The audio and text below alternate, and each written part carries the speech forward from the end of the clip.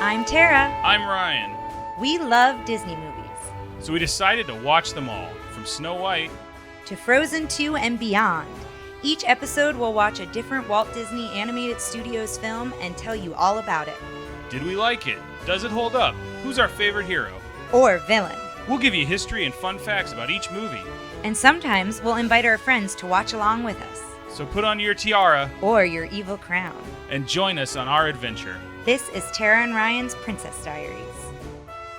Chim Chim Cher-ee, listeners. Hello, hello. We are back and we have a fantastic episode. If you haven't guessed it, it is the original, the one and only Mary Poppins. Besides Sleeping Beauty, this is my favorite Disney movie.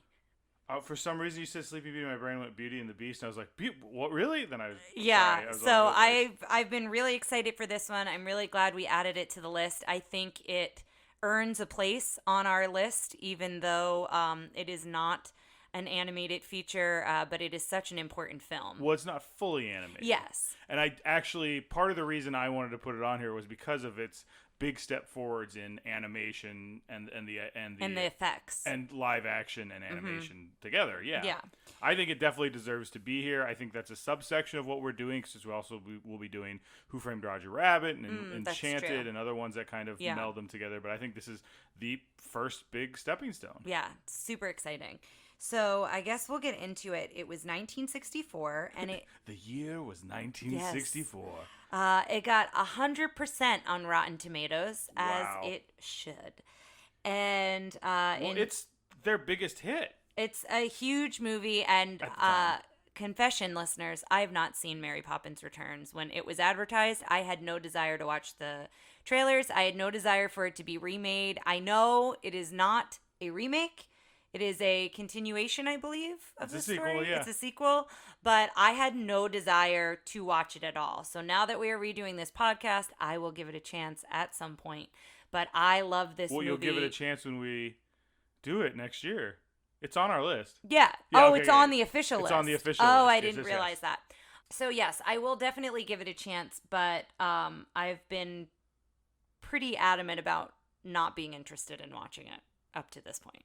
We can talk more about the next one later, but I pushed to watch it because I saw a clip from it and I went, well, this seems charming. So. I am excited that Dick Van Dyke is in the new one. Yes, and there is actual animation in that one as well, and I think it's hand-drawn. I could be wrong, but we'll have to find out when we get there. Yeah, we'll find out when we get there. That's the future today. Yes, presently we're in 1964, 100% on Rotten Tomatoes. And it is in the turn of the century London, a magical nanny employs music and adventure to help two neglected children become closer to their father.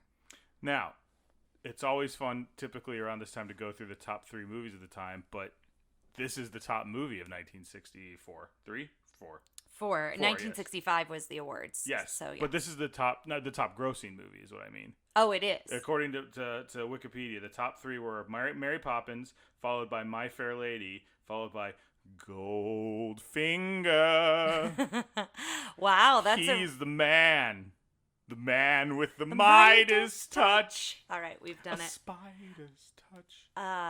That's a pretty impressive list. A pretty impressive 3. And we should mention here, it was nominated for how many? 13? 13 Academy Awards. It won 5, and the 5 it won was Best Actress in a Leading Role, and that was Julie Andrews. Best Film Editing, Best Effects, Special Visual Effects, so both of those were one category. Best Music Original Song, which was Chim Chim Cher-ee. And then Best Music Original Score. So it won those 5, but it was nominated for 13 in total, and one of those was Best Picture. Mm-hmm.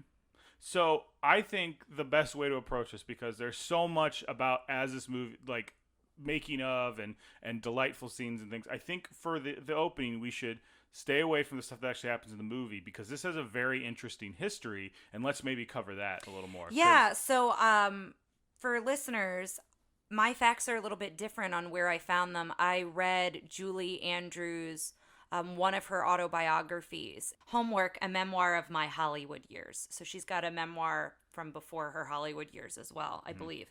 But this one, she talks extensively about Mary Poppins. And so there's a lot of things that I thought well, there's no better source than Julie Andrews to get a lot of this information. And so I wanted to share some of those. And so I'm going to start with how she got the role and how it came to be. Can I back up a little bit? Because I've got a little bit about how Walt decided to make this movie. Sure, that's fine. This was a movie that he had been trying to get the rights for about 20 years.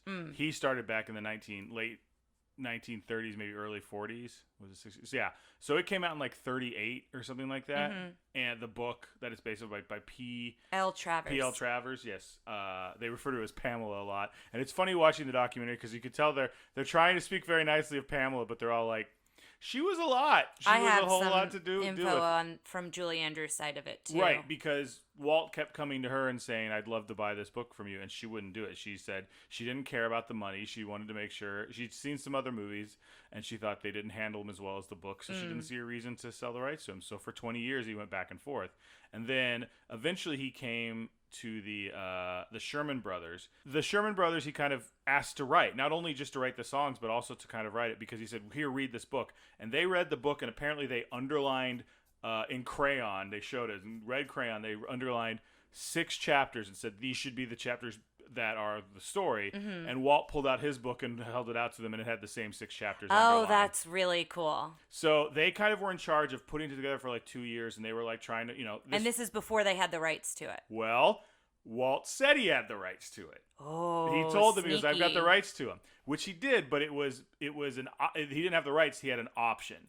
Also, so what Julie Andrews said is he had the rights to the book, but he did not have the rights to Mary Shepard's illustrations.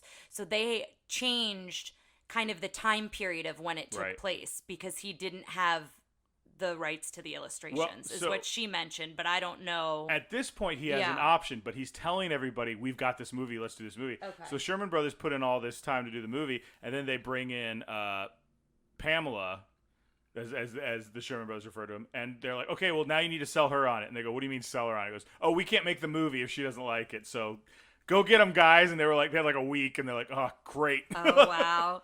Yeah, so that plays into it not having the illustration piece of it, and I'll talk about that too. And she had a lot of like requests, and she's like, "It has to be this." And they've got, in the documentary I'll put up, they've got recordings of her going, "No, not like they recorded her sessions," and then they've got pictures of her sessions, which means they brought in animators, and the animators got bored and like drew pictures of Pamela sitting there like with her typewritten notes going through them and stuff, and we'll show all that. But something they didn't really talk a whole lot about, they kind of brushed over, was how she felt about Mary Poppins. So let's hear about the whole deal about her getting the part. Well, I was going to go into what Mary...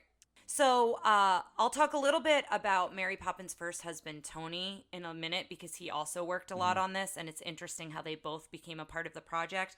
But to talk about P.L. Travers and the connection, when things got difficult and it was very clear that P.L. Travers really didn't want to have any connection with this as they moved forward with the production of it, both Julie and Tony promised that they would keep in touch during filming. They were aware of the tensions between her and Walt. She originally wanted to control everything. So she wanted to cut songs, she wanted to cut animation, like there was going off of what you said. And Walt gave her very firm boundaries, and that's when she goes back to England. She finally kind of just throws her hands up and says, "I'm done.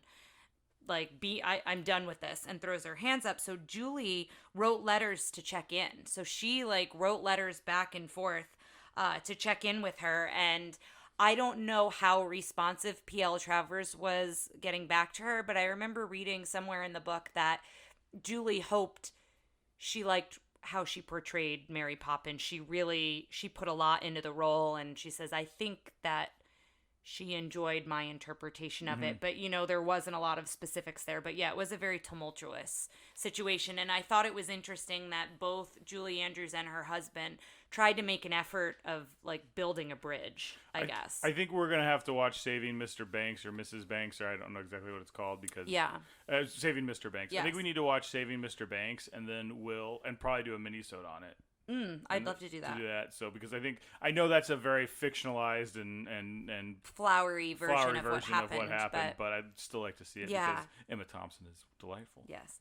So, how she gets the part is she's finishing out the remaining weeks of her contract for Camelot. So at this point, she's doing a lot of theater, a lot of Broadway, and Disney came to see the show. So Walt came to see the show. There's a little bit of a story before then. Okay. Because apparently they did a scene from Camelot on the Ed Sullivan Show. Oh, and okay. Both of the Sherman brothers, who as far as I can tell from everything, just lived together, like saw it and came in and were like, they went to the producer and he goes, before they started talking, they go, "Did you guys see the Ed Sullivan Show last night?" And they're like, "You saw it too?" And they start going, "Okay." And they get together and they march to Walt's office and they go, "This is who we want." Because previous to that, they were looking at Mary Martin, Betty Davis, Angela Lansbury were all people they're considering. And these three, I forgot who the other producer was or the other writer, they all went, "This is her. This is Mary Poppins." Yeah. And went to Walt's office, and Walt was like, "Oh, okay." And so that's when they booked him. Yeah, so it's really interesting because he's very strong in pursuing her. So that makes sense as well. So he comes and he sees the show and he offers her the role of Mary Poppins, and she shares that she was newly pregnant. She's like, "The only problem is I'm newly pregnant." And he goes, "That's okay. We'll wait." They waited for her to have her child. So I thought that was really surprising. That's interesting. And she was 3 months. Her daughter was 3 months old when they flew, because they went back and forth to England, her and her husband, a lot, and back and forth to LA and New York, depending on where her career was. And his career, he was in sets and costume design, Tony. And so with a 3-month-old baby, she started this. So she talks about, like, when she's learning all those dance scenes, she's learning Step in Time, she's learning Chim Chim Cher-ee. She'd given birth 3 months earlier. So, like, she was, like, trying to get back in shape with this, too. And, like, and you can't tell at all. And she had a good time, but she definitely was, like, kind of coming back from giving birth. So 2 facts I want to get from the documentary. Apparently, on that Camelot thing, he got backstage. I have that. Yeah, too. That about him, like, pitching the whole movie to her. He then, as he's pitching the movie and as they're talking about it, he asks what her husband does. Yes. So he meets Tony at the same time he's pitching this to Julie, and he finds out that Tony does sets and costumes, and Walt asks for his portfolio, and he offered them the job designing principal sets and all the costumes for the show. So it was a really cool way that they were both able to work on a project, because she talks a lot about in the book about how they a lot of times were separated for months at a time because they were both working on different projects. So It's kind of neat that they were working together with this project. So apparently and this is in the documentary I saw it, and it's a direct quote from Julie Andrews in there. He went backstage. You know how we always talked about how he would get up there and, like, act out the scenes when he was doing animated movies? Mm-hmm. Apparently he pulled, like, the majority of the movie for her. Oh, wow. Like, acted it out, and she's like, "We're in this tiny little room and this man is doing big arms." Yeah. So I thought that was interesting. Something I kind of want to jump ahead where you were talking about her practicing the dance numbers. Mm-hmm. So in the documentary, there's the, like, I don't want to say they're a couple because they don't establish there's a couple, but it's like a man and a woman, and they're definitely a duo. They're a choreography team because I believe they worked with or under Michael Kidd, and Julie also directly worked with him on other projects. She became very close with these two choreographers. Well, they all did, but they all were. They all, like, they talk a lot about her, but they also talk about Dick Van Dyke. Yes. Because Dick Van Dyke had no singing and dancing background. Or maybe he did a little bit in Bye Bye Birdie or something. Yeah. But they were talking about how he was doing all these moves, and, like, he was like, he jumps and he rolls and he comes out of the roll in the dance number, and they're like, and that's things that, like, regular dancers couldn't do. But he was there, like, for 6 months beforehand doing all the choreography and learning them. And it was funny because he said, and then they cut to him and he's like, "I didn't have to work out for the role. I just did that, and by the time we were gone, I slimmed down. It was great." Well, another thing with Dick Van Dyke that I wanted to mention that you may have come across, he begged Walt Disney to let him secretly play the bank president. Oh, really? So he desperately, like, he really wanted to play that role, and it be a secret, right, that nobody kind of knew it was him. And Walt rather cheekily, is how Julie describes it. He rather cheekily made him do a screen test, and Dick said he would play it for free. And Walt took him up on that offer and then persuaded him to make a $4,000 donation to Cali Institute of Arts, which Walt recently co-founded.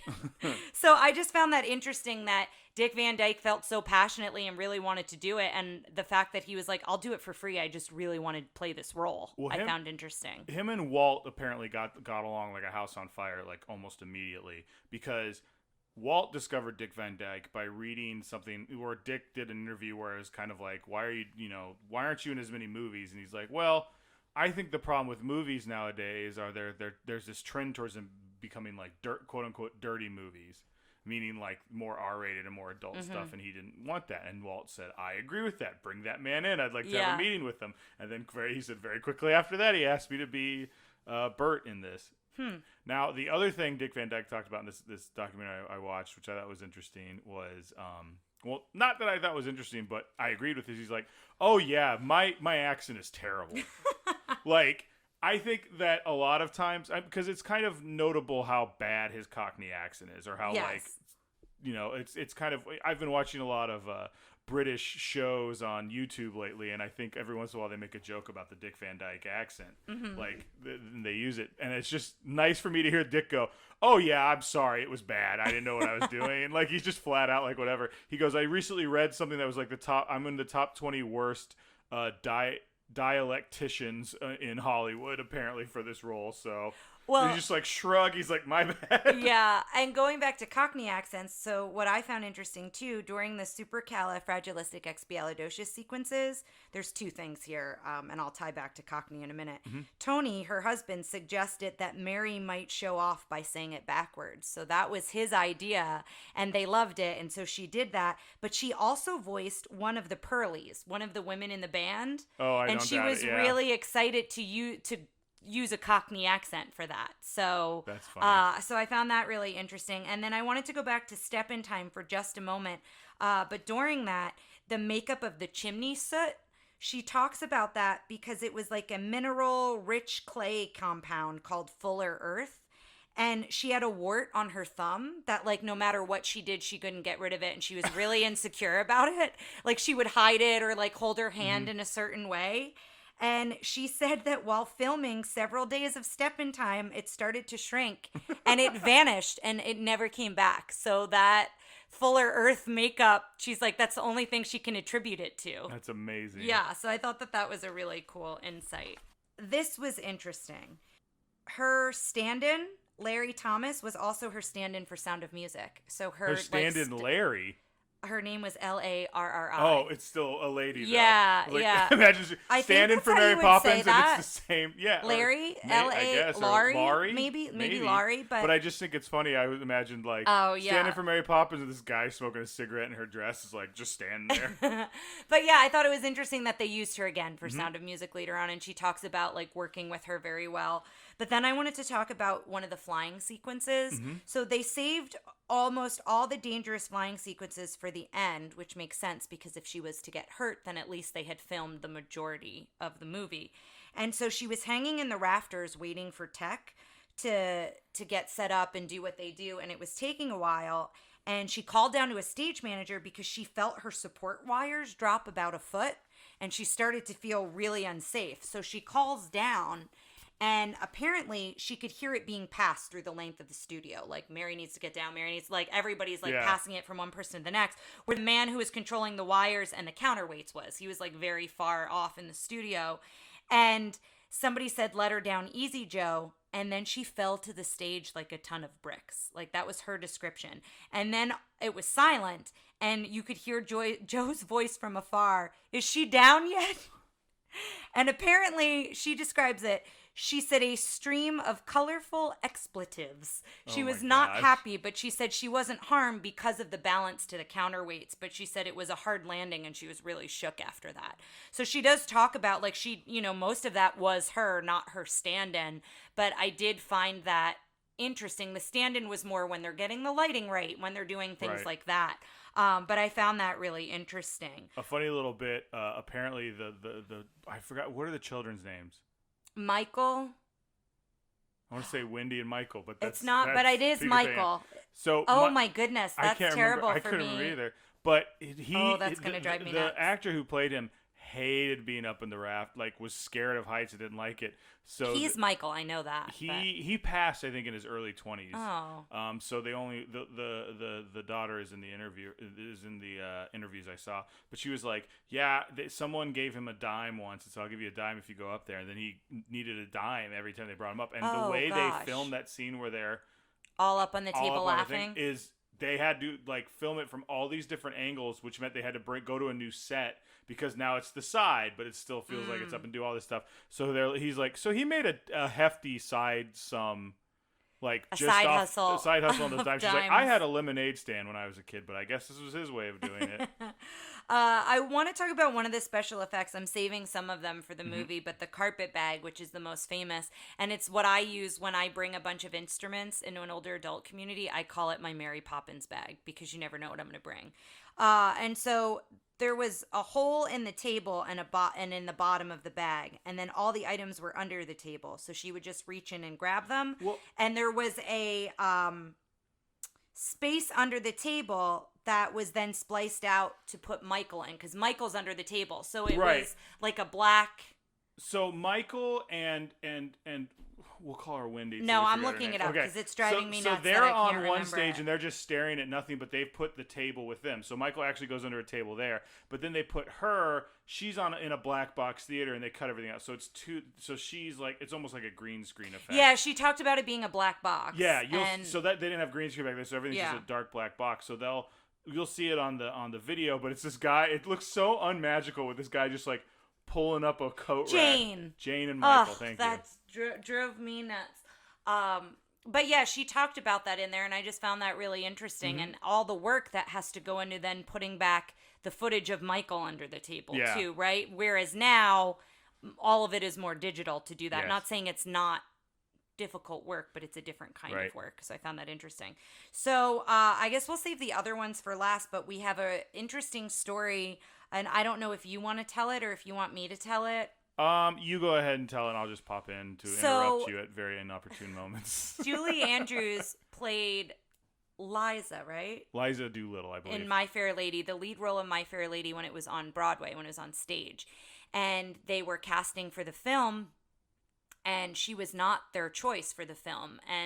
Because she didn't have movie appeal. She hadn't been in any films. Yes, and I believe it was Audrey Hepburn that they cast. And so, which in the documentary I saw, Julie Andrews could not. But she's like, I was very mad at the time, but Audrey and I became lovely friends. Yes, yeah, and she writes about being hurt. And it's hard not to take that personally when you've played the role night after night, several performances a day. Like, you live and breathe that role, and then you're not cast in the film version of it, especially because other cast members from the show were in the movie. Yeah. So I totally get where she was coming from with that.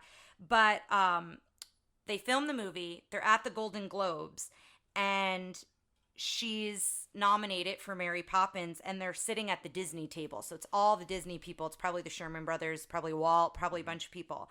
And Bill Walsh was there, who is the director of My Fair Lady, because that was also nominated.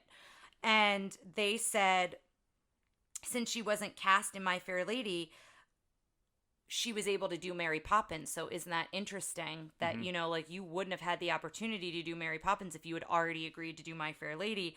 And they joked that she should thank him. And I believe she came up with the joke. She wins the Golden Globe, but she comes up there but and at the table, I think she comes up with like, oh, I should do that. But she wasn't 100% that she was going to actually do it. So she goes up to the microphone and she says, I'd like to give thanks to a man who made a wonderful movie and made this all possible in the first place, Mr. Jack Warner, who was the My Fair Lady producer.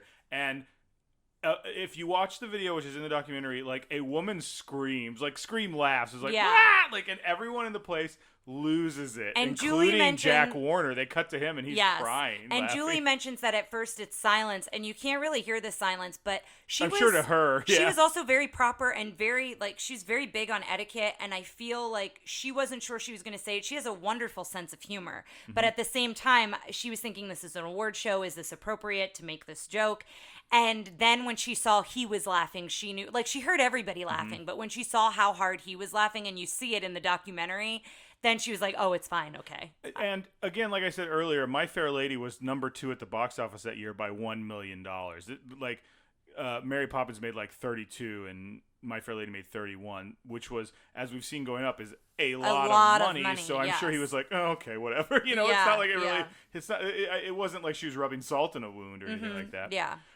So there's something I want to talk about a little bit before we start the movie, and you've said that you, like, this is one of your favorites, and sometimes when it's just us, we dive right into like, here are the facts about it. Why is this one of your favorites? What do you like about it so much? Oh my gosh. So I grew up with this one, and I love every song. I'm not going to be able to pick a song. I'm just not. Like, I can just tell you right now because I love them all. And there's just something about like the imaginative piece of it, of like, I don't know. There's something about like having somebody encourage you. Like Mary Poppins is very strict and she can be kind of mean, but at the same time, she really nurtures their imagination and their creativity, which I really love. And I have very vivid memories. We had, what were they called? It was like a van, but it was like the back went down at conversion vans. Is that what they were called? It was like a big thing where it was like a van, but it had like 2 chairs with the TV on the floor, and you had 2 chairs here, and then the back like laid out, and you had like blinds. I don't know. There's a name for them, but it's a type of like van that's more than a minivan. That's more than like, it's like a family van. And so we took that van to Florida from New Jersey to visit my grandfather, and my brother was, I don't even know if he was a year old. He was very young. He was maybe a year old. He was young. I guess he was probably over a year old, but he was still pretty young. And he cried like a lot of the trip because he just didn't want to be in the car seat forever. And so he was pretty fussy. And that's like, I watched that on reruns, like singing to him and like being in the back with him. And one of my parents were usually in the back with me, but like Mary Poppins, like I have vivid memories of that for that trip, but I loved that movie before then. Like I wore out our tape version of it. So I don't exactly know, like besides that specific memory, like that's just where I remember watching it the most in a short period of time because we were traveling. But I don't know, like, originally why I gravitated to it, but I absolutely love it, and I love probably about a year ago, and I think it was with your mom. Okay. Last time I saw it. I think I was in for some of that, yeah. So, and this is one where I can jump in and out. Like, I don't feel I have to watch it start to finish because I know it so well, so. Well, I mean, I think it's time. All right. Let's check it out. Okay, listeners, we'll see you on the other side.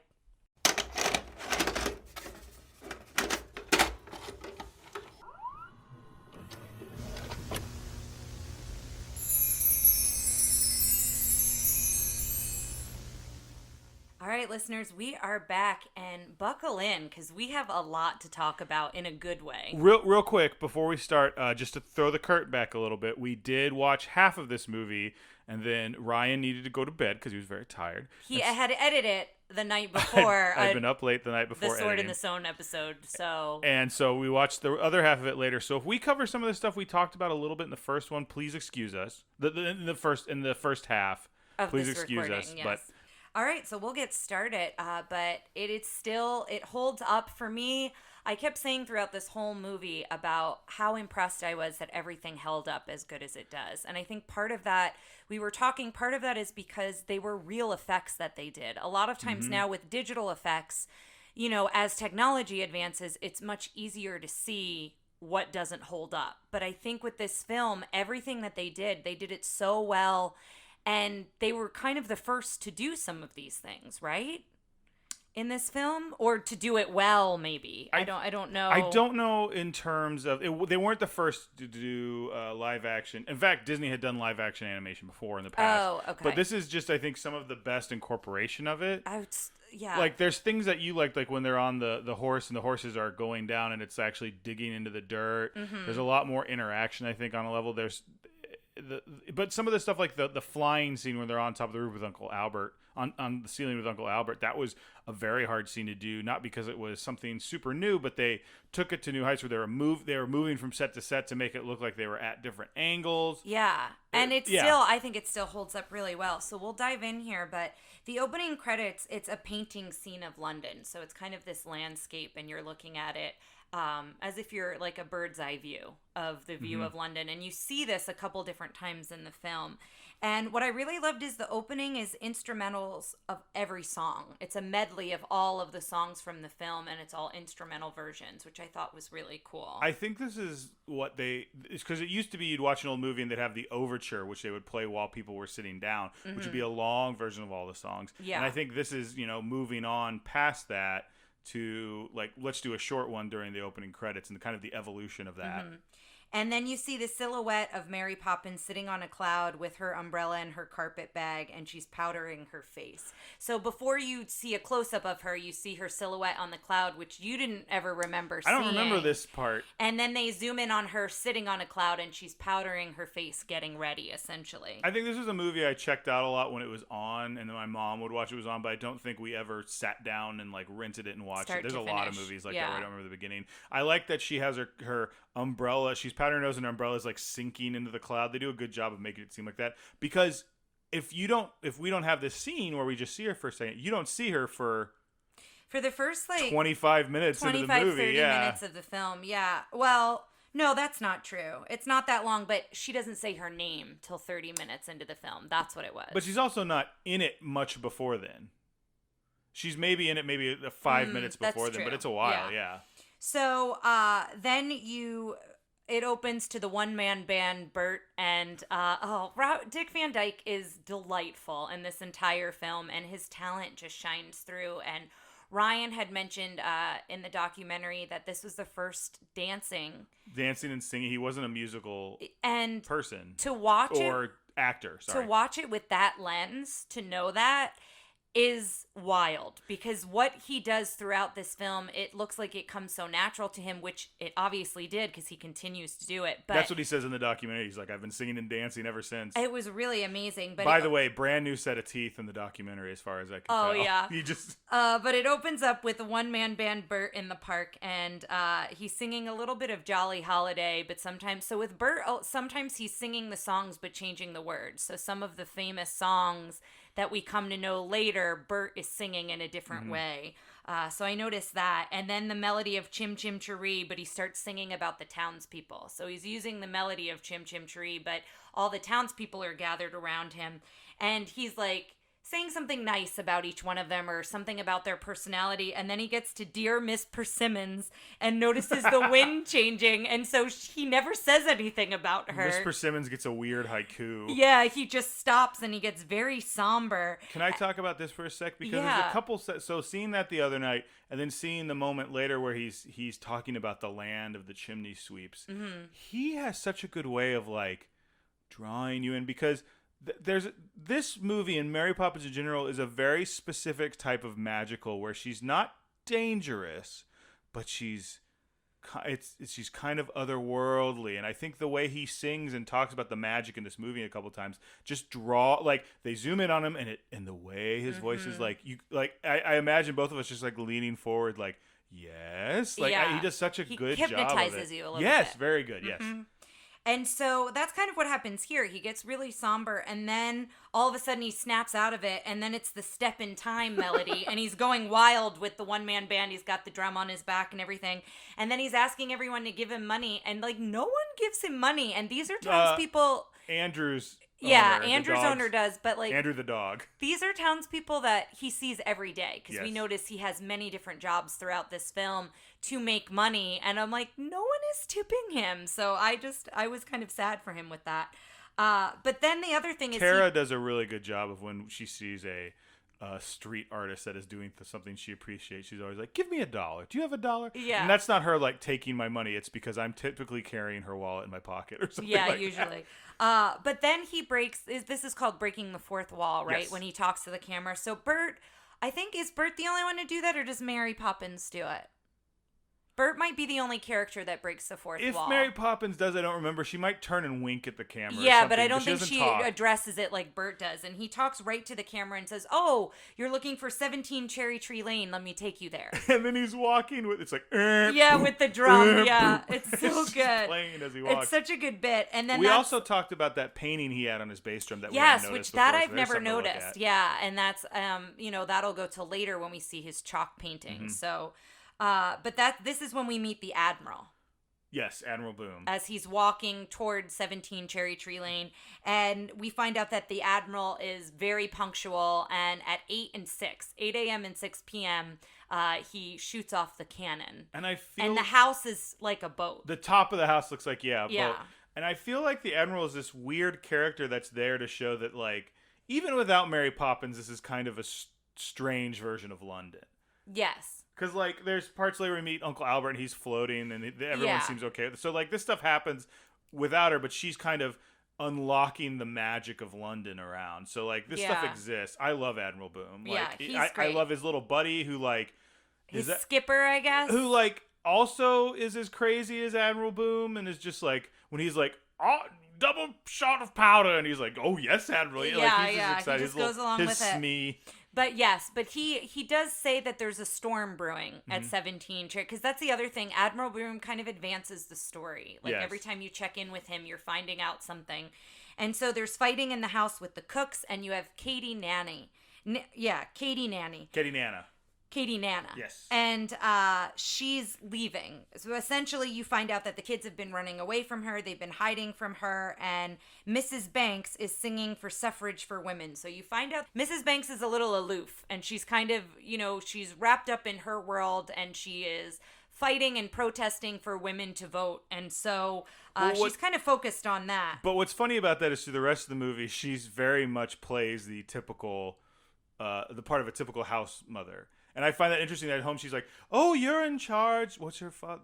George, you're in charge, George, and blah, blah, blah. But then she's like, oh, I'm sorry, I can't stay. I have to go sing to the women in prison. But she also says that, in this part of the scene, I think when George is on his way home, she's like, oh, put away the sashes. He doesn't care for this. Like she just, so it's she does a balancing act of that.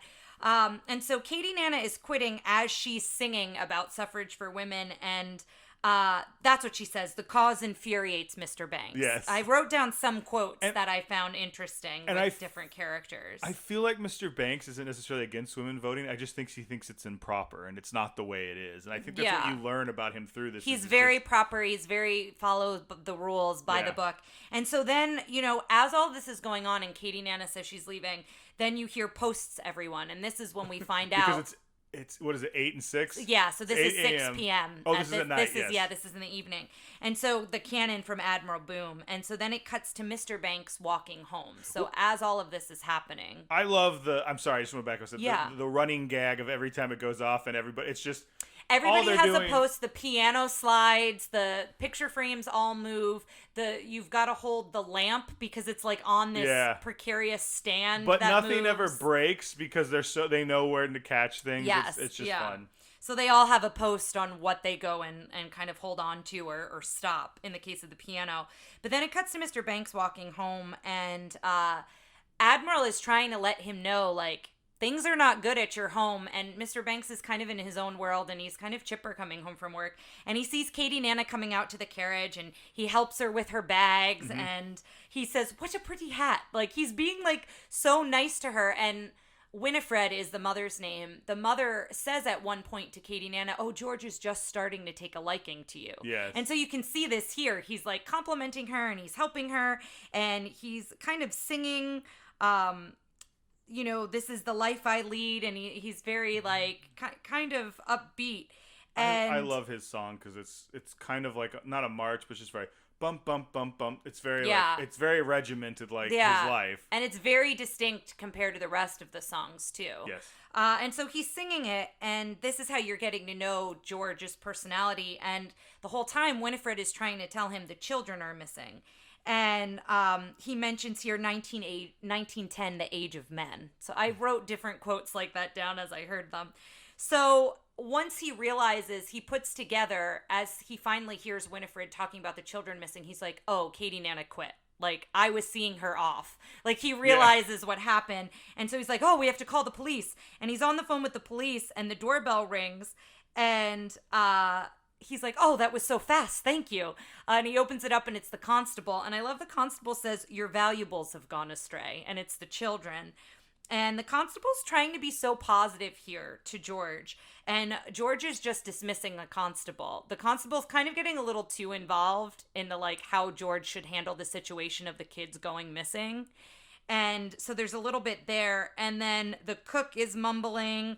And, The cook I just have looked up, her name is Mrs. Brill. They never refer to her as Mrs. Brill. Or if they do, but I'm glad that it's that deep English accent, and we probably just missed maybe, but usually it's Cook and Ellen. Yeah, they call Ellen her Cook. is the other housemaid. And so you start finding out from Cook and Ellen that there have been 6 nannies in the last 4 months. And the mother here, Winifred, feels like she's failed because she's hired all the nannies. Mm-hmm. And so George says, I'm going to hire the next one. Like, I'm going to take over. I'm the man. I'm the father. Like, I'm the head of the household. And so he's like, take this down right at once. And so she is his dictation, basically. She's mm-hmm. writing the advertisement for a nanny. And so he sings everything. He wants a nanny to be very strict, very proper, teaching the children about the way of life. And then Jane and Michael come downstairs, and they wrote their own advertisement. Oh, sorry. I'm sorry. Can we back up for just 1 second? I want to talk about the constable. Oh, yeah. Go right ahead. I do want to bring up, that actor is Arthur Treacher. This is a little Ryan aside. Mm-hmm. Arthur Treacher, who was the namesake for Arthur Treacher's Fish and Chips, a fast food seafood restaurant chain. At the peak of its popularity in the late 1970s, it had over 800 stores. As of November 2019, there are believed to be only 7 standalone locations remaining. 2 in New Jersey. All right. One of which is located inside the Molly Pitcher service area of the New Jersey Turnpike. I know that rest stop because it's named Molly Pitcher, but that's so funny. The next time we're there, we'll have to have ourselves a little Arthur Treacher fish and chips. We'll have to hop on the turnpike. So Jane and Michael write their own advertisement, and I think it's so sweet because George tries to interrupt them, and they're like, well, you said you wanted our help. Yeah. So we're trying to help you. And they say, want it for 2 adorable children. And George says, well, that's debatable. It's like, oh, there's a couple comments like that. And the mom is so proud here. Like, Winifred has such a proud moment of her children, like, coming down and speaking their mind. She keeps hushing George. Yeah, she keeps trying to be like, just let them finish what they're doing. It's interesting because in the documentary, the Sherman brothers talk a lot about how they wanted it to be that the parents were too busy. That they weren't necessarily bad people, but they were just... They were caught up in their own world. And I think that's more of what we see from Winifred is just... She's off doing, and not that she's so focused on the cause. Yeah, But I think she's a very, very loving mother. Yeah, she is attentive to them, and she's always very kind to them, and you see it in this moment here. The parents aren't the villains. Yeah. Yeah. So. And so he winds up ripping up their advertisement. He's like, this is kind of nonsense, and he rips it up. And we as the viewers see that the pieces float up the chimney. So the pieces of ripped paper float up. I also want to point out that this song was weirdly the one that was stuck in my head for like 2 nights. I started going to bed, I was like, no, sweet, give us treats, da, da, da. And then the end is Jane and Michael Banks. But so it floats up the chimney, and then it cuts. The next day we see the Admiral, and it's a change in the wind. So mm-hmm. the Admiral saying there's a change in the wind, and ghastly looking crew, because we look around the corner and there is this line around the block of all these nannies looking very drab and just mean mugging. Yeah, responding to the advertisement, and they're lined up for the position of nanny, and they're lined up at 8 a.m., but they're all early because we find out Admiral Boom hasn't done his 8 a.m. canon yet. And so the kids look out, and the wind picks up, and the kids are like they're really confused because they're like, this isn't what we asked for at all. Like, why are these people coming? And as the wind picks up, all the nannies blow away. And it's so funny because each of them individually have their own little bit on how they fly away. There's that one woman who just looks like she just puts her arms and legs out and like just kind of flows. Yes. Looks like legitimately with what she's wearing with a strong enough wind that could actually have taken her that way.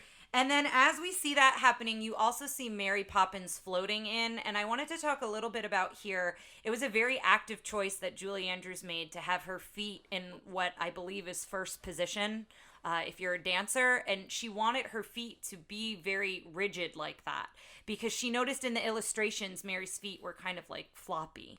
And so that was an active choice, and it's very distinct, and I think it's very characteristic of her. And a lot of times when she's standing in a position, she's in that first position with her feet. Can we just remind us to talk about the book? Because one of the things I did between us starting this thing and starting the first half and then finishing the movie is I watched a documentary I'll put up called The Secret Life of Mary Poppins that talked a lot.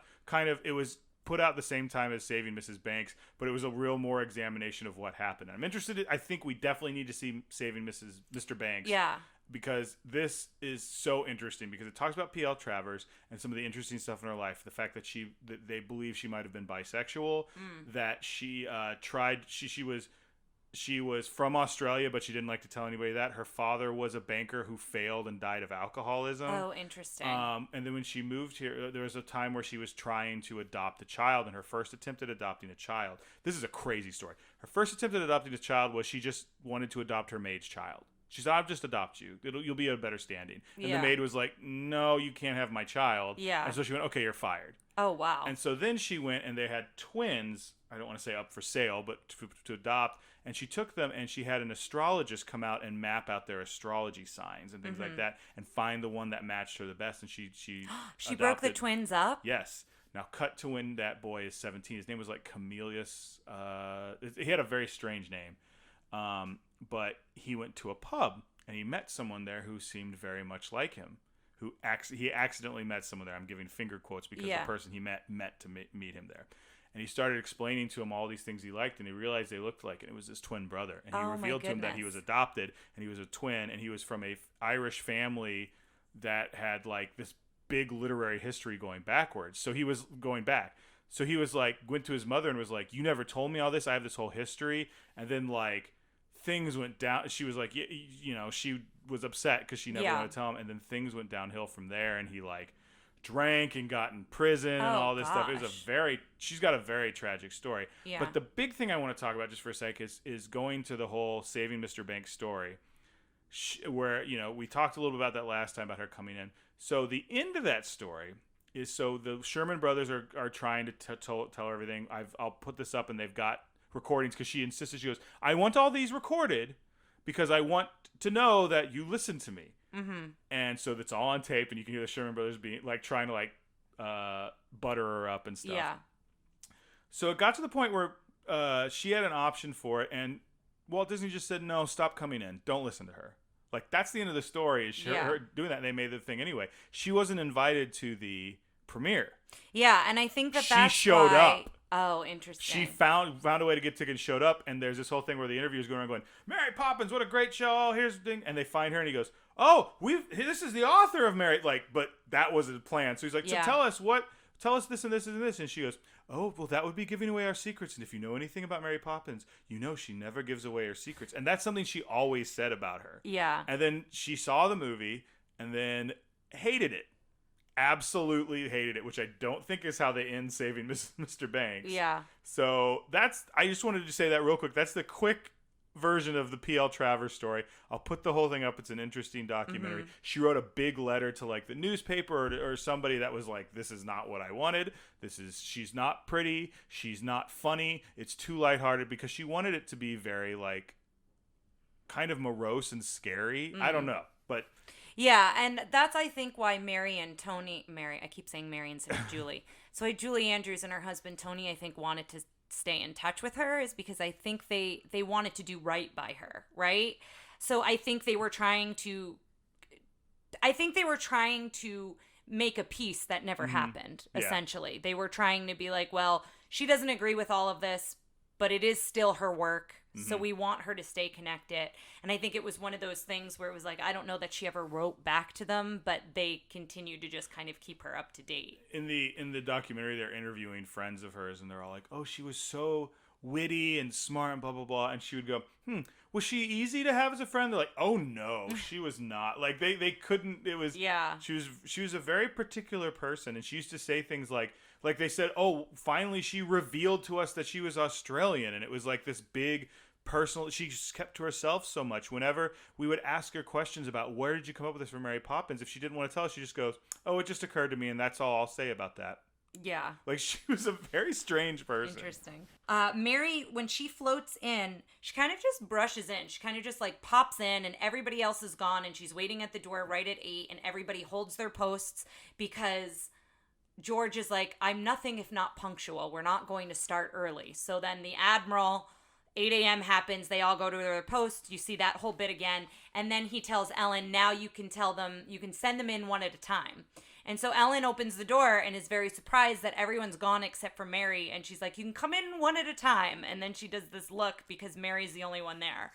He never knows that, he never knows that there's not a line out there. And so he asks for references, and she's like, oh, I never give references. And he says, oh, we'll have to see about that. And he's kind of laughing like, I'm not gonna hire you. And so she reads off the advertisement, and it's the children's list that's kind of been taped back together. Mm-hmm. And the actor playing the father is really brilliant and amazing, but it's so good here because he's so confused. He's like, but I ripped it up. And he like goes over to the fireplace miming ripping it up. It's crazy that he's the third best actor in this because he's astounding. He's so good. And he's like, but I ripped it up and I don't understand. Let me look it up. And so he's very confused. And so he starts saying, we'll hire you. And she starts saying, oh, we have to talk about my wages. And basically she turns it on him to where she is telling him how it's going to be instead of the other way around, because she's like, we'll do a 1-week trial period. And I need the second Tuesday of the month off. And she's like, quite right. And then leaves. Yes. And she goes up the stairs and she floats up the banister. So that's the first time you kind of see, besides her floating down from the sky, the first time you see kind of Mary Poppins magic. And she goes into the nursery, and the nursery is a mess. And the children show her room, and this is where she unpacks, which is one of the very famous scenes. We were talking about this earlier, about the carpet bag and how that was done. But this is what she pulls out of the bag. She pulls out a mirror that hangs on the wall, a lamp, a hat stand, a plant, her shoes, her hand mirror, her coat, and then she rummages around for the tape measure and finally finds it. I don't think there's any special effects magic when she's rummaging around. I think that's just good acting to make it seem. Probably. But I love it. I love her because she's very proper. And they have sound effects of her rummaging through. Because that's the most like not put together perfectly we see Mary Poppins. Yeah, she's a little huffy, like trying to find it. It's good. I think Julie Andrews does such a good job with this character. Oh, yeah. Obviously. Fantastic. And so the tape measure, which is another very famous moment. There are so many famous and iconic moments in this film.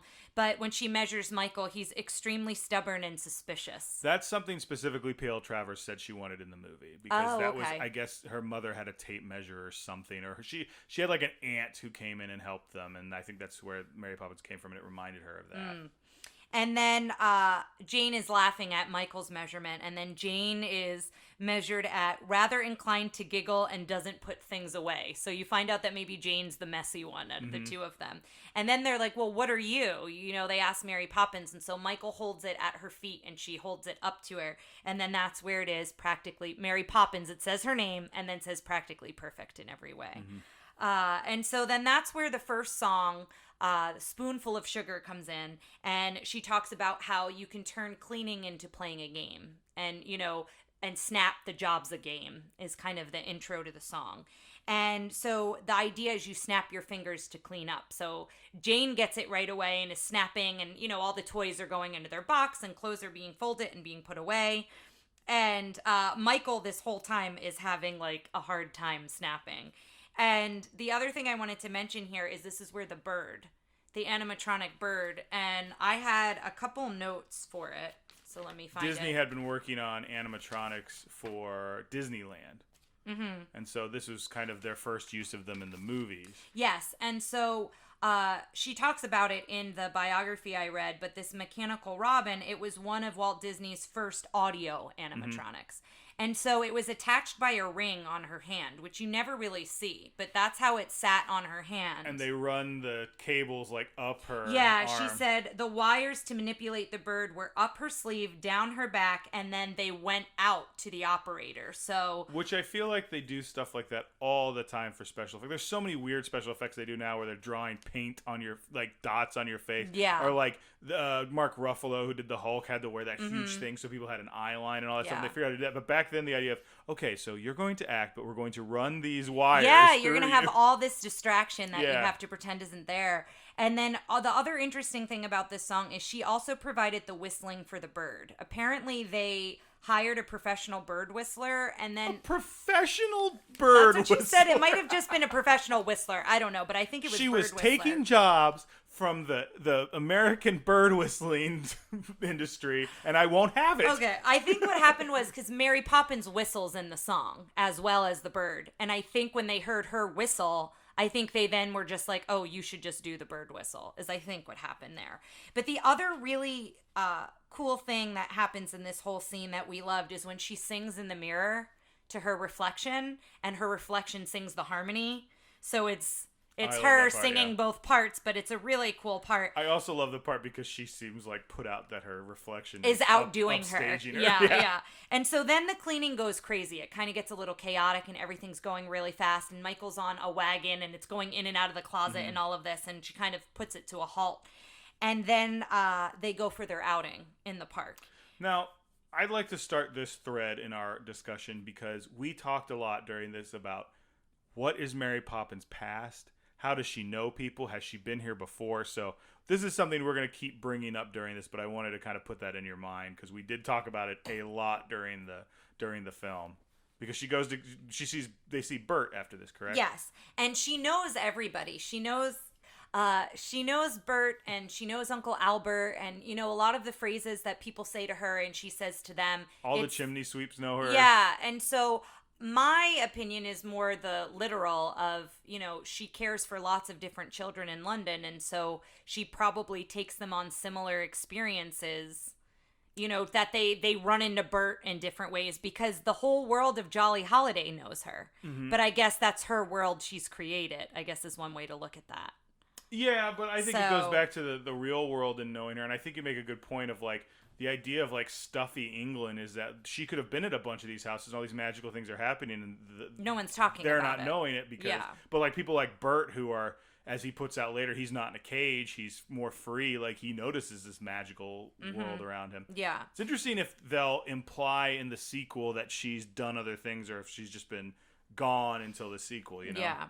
So, before they get to the park, they sing and they slide down the banister as they're singing Spoonful of Sugar. And Ellen is so happy because she doesn't have to take care of the kids. Essentially, whenever the nannies leave, we find out Ellen is the one who has to take care of the kids.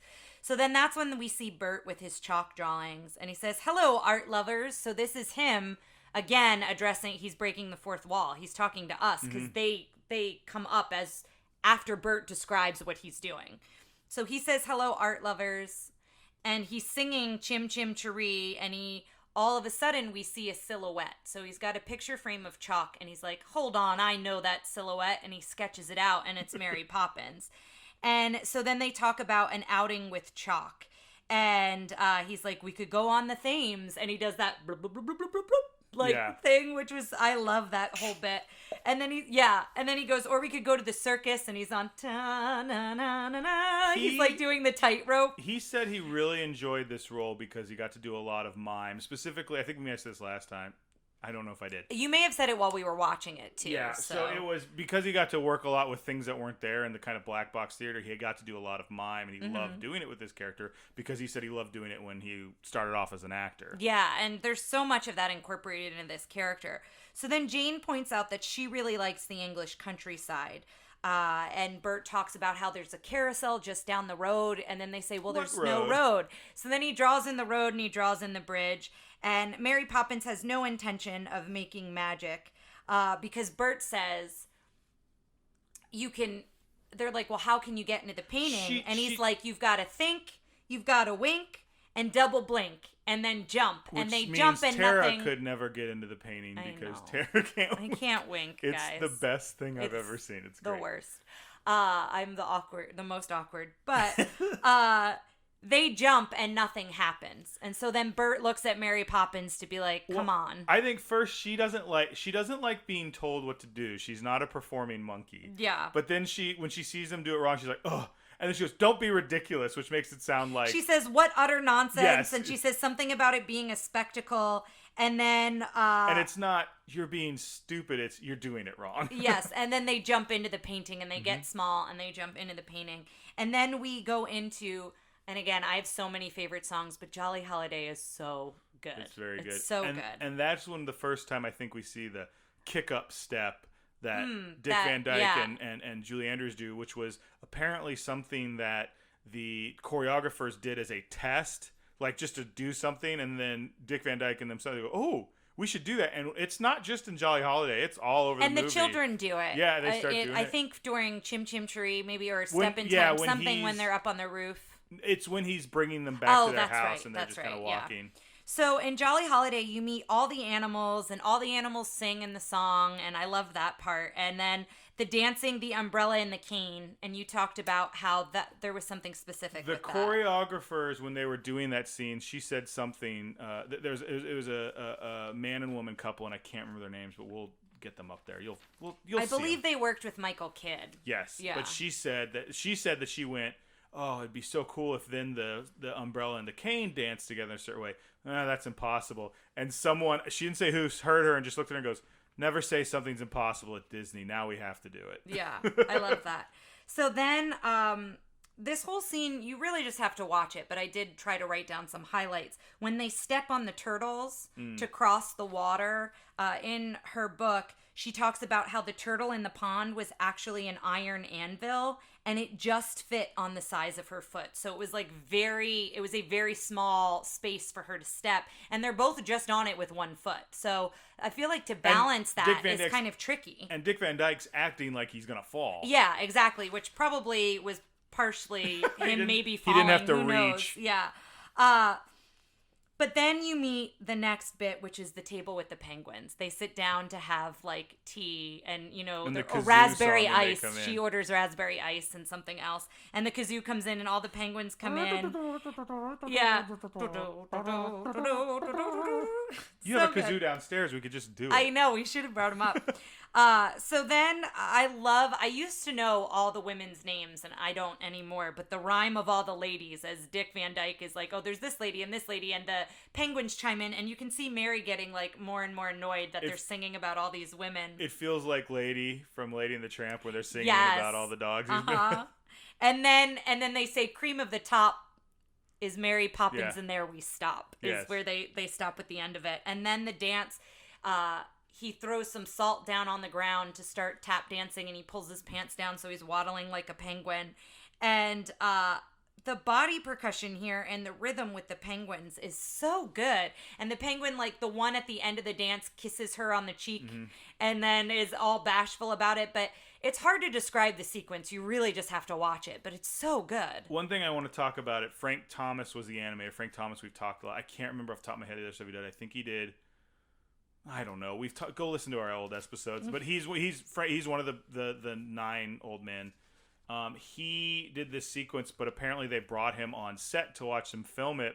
And Dick Van Dyke was apparently very nice with him and asking, what's it going to look like and all this stuff. But he also was miming, so he kept doing big arms and legs. And every time he did it, in the interview, Frank Thomas is like, well, there goes my penguins again. Oh, he kicked him again. Oh, okay, well. He's like... I just thought that was really funny. Because if you've ever seen Frank Thomas, which we'll see, we'll probably do the Frank and Ollie documentary, but he is just the most cheerful old man. And he's the one who did Fauna. Oh, okay. Because he's the one who had the story about the aloof secretary who he based her off of. Mm-hmm. Yeah. So he's just a delightful man, but he's got these funny stories where you can tell he's kind of put upon, but he's just real cheerful about it. Yeah.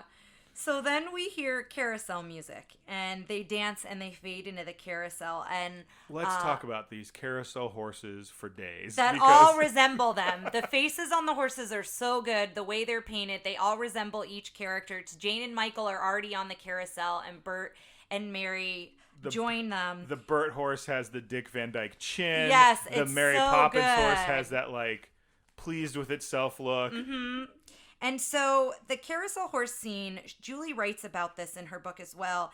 And she says that the poles of the horses were attached to tracks on the soundstage ceiling. And so the horses would disconnect from one track and then they would travel to another. So it was like changing rails. And she said it took forever to film because anytime that they had to redo something, they'd have to reset all the tracks. And even if they weren't redoing it, but to do those different scenes. So I thought it was really interesting to think about that from a filming standpoint. And we should talk about this too, because I don't think Mary Poppins has a big presence in the parks. I think there's a walk-around character with this outfit. They were on the Great Movie Ride for a second. I know they've been talking about doing a new Mary Poppins thing. There are so many opportunities to do a dark ride, to do, there's so many opportunities to do a ride. Don't you think doing, when it sounds like it was one track moving on to another, and it sounds like it was a nightmare, but this was also 1964. Yeah. And, Doesn't that sound like a ride? It to essentially go be on is a ride. Like horse? they designed it, I'm sure, similar to how ride tracks right, because they were designed. building Disneyland around this time. So yeah, I think it's a missed opportunity to not have something bigger for Mary Poppins in the parks. And I don't know if in other countries, but I don't think there is. If there's stuff in other countries, I don't know if they've talked about doing this or they actually did it. But I think when the new one came out, they made you can walk through Cherry Street. What's it Cherry called? Tree Lane. Cherry Tree Lane, and it's like you can see Admiral Boom's thing like that. But I don't know if that was meant to be built into something bigger to where they have a ride. I know they've talked about a ride. We'll put it up all on the Facebook page or somewhere, so check it out. But and so the horses go off the carousel, and this is where Ryan mentioned it earlier. The poles of the horses make lines in the dirt in the chalk drawing, and so it kind of connects the animated to the live action. And I always loved that bit as a child and never really realized why, but I just thought it was a neat thing to see. It's almost like a skipping rock, the way that it touches down into the dirt and comes back up. And so then Mary Poppins says something like, we're not on a race course, as like they're trying to race one another. And then you see fox hunters. And so now they're kind of in this race of fox hunters and chasing the fox, and all the hunters are trying to chase the fox, and Bert goes to help the fox. I feel that there's some sort of classist subtext here with the fox having a clearly Irish voice and all the English people chasing after him. I think there's something there. I don't know if I'm quite qualified to make the comment, but I'll just put that out there for someone more educated than me to talk a little bit more about it. So Bert goes to help, and then they go like through these bushes, and then they're on an actual racetrack. So then they are on a racetrack, and then all of a sudden Mary and the kids join the race. So Bert's on there first.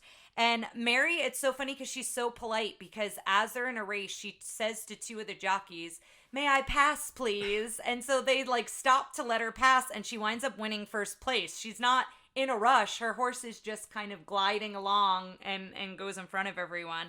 And so they're taking pictures, and she's given flowers, and there's all these interviewers, and they're asking her, what do you have to say? And so she talks about the word supercalifragilisticexpialidocious. When you don't have something to say, it's something you can say, essentially. The dance sequence in this song is possibly my favorite. I've been thinking about a lot. The part where she's like, "Whoa, super!" and then they do like the side by side dancing. It's so good. It looks really good. This is also where you said she's one of the voices. She's one of the voices of the Pearlies, which is the band. The name of the band, which they never say, but that's how she refers to them. In the litany of instruments you have downstairs, I have yet to see an upright banjo with a ball and the thing he's playing that's just hitting the looks like a banjo thing and then causing the cymbals to go up and down. Is that a real thing? I don't know. I mean, it could be. It's like Bert's one-man band. I'm sure people have rigged instruments so they can, like I have a foot tambourine that I play while I sing and play guitar. That's a very minimal version of what these other things we've seen. But I'm sure when you think of street performers, like if they're wanting to get more sound, like that's a way you would do that. But yeah, so this is another sequence where you just have to watch it, and you've seen it. Yeah. If anyone out there hasn't seen Mary Poppins, you need to stop this and just go watch it. Just we'll be here. It's so good. We can wait for you. Yeah. And so you're back. Did you like it? I bet you loved it. Yeah, wasn't it delightful? So then the rainstorm comes, and it's so sad because it kind of takes them out of this magical world. Because it murders all the people. They're go out of existence. Takes them out of the magical world, and it washes away the drawings. They get the people out of that scene so they don't have to explain them melting. So then Bert says he's changing businesses. This is hot chestnut weather, because as it cools down. I think we may or may not have talked about this. It's hard to remember, but Bert was an amalgam character of a bunch of different characters in the book, and I remember them going to Walt Disney and being like, well, how do we explain that he does all these things? And Walt was like, why wouldn't he do all these things? He's trying to make money. We'll just make him, that's what he does. He's just a jack of all trades. He just changes businesses, when the weather changes and whatnot. And so then it cuts to Michael not wanting to take his medicine. And this is another very famous scene where as she pours out the medicine, they're all different colors. And we find out that they're all different flavors. How did they do that? I don't know. Is it an in-camera trick? Like they're actually like in-camera, meaning it was like on stage. She was doing something to wear. In different. It was literally different colors. Coming because out. It's clear. It looks like actual liquid on the spoon. So I don't know. I gotta find that out because it's one of those things I wondered. I mean, they may have just been like it could have been animation. They're just coloring it in a certain way. I don't know. I don't know. If you know, get at us. Send us an email. Yeah, we'd love an email. Send us an email. We'd love an email.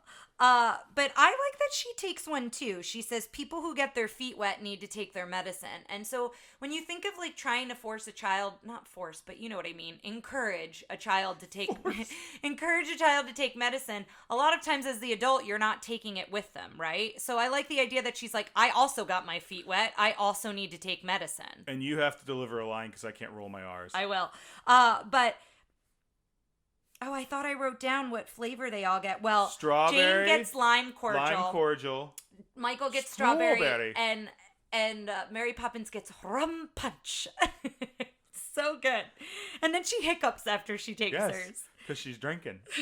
So the children start asking how long she's going to stay. And she just, tells them to go to sleep. She's kind of, and they're talking about the day they had, and she's kind of pretending that the day didn't happen, which I thought was interesting. I don't know if it's because she doesn't want to address the magical thinking, or she wants them to go to sleep, so she's ignoring it, so she's not like feeding into them their excitement because she's trying to get them to calm down, but she kind of just pretends that it didn't happen, tells them to go to sleep, and then she sings the song Stay Awake.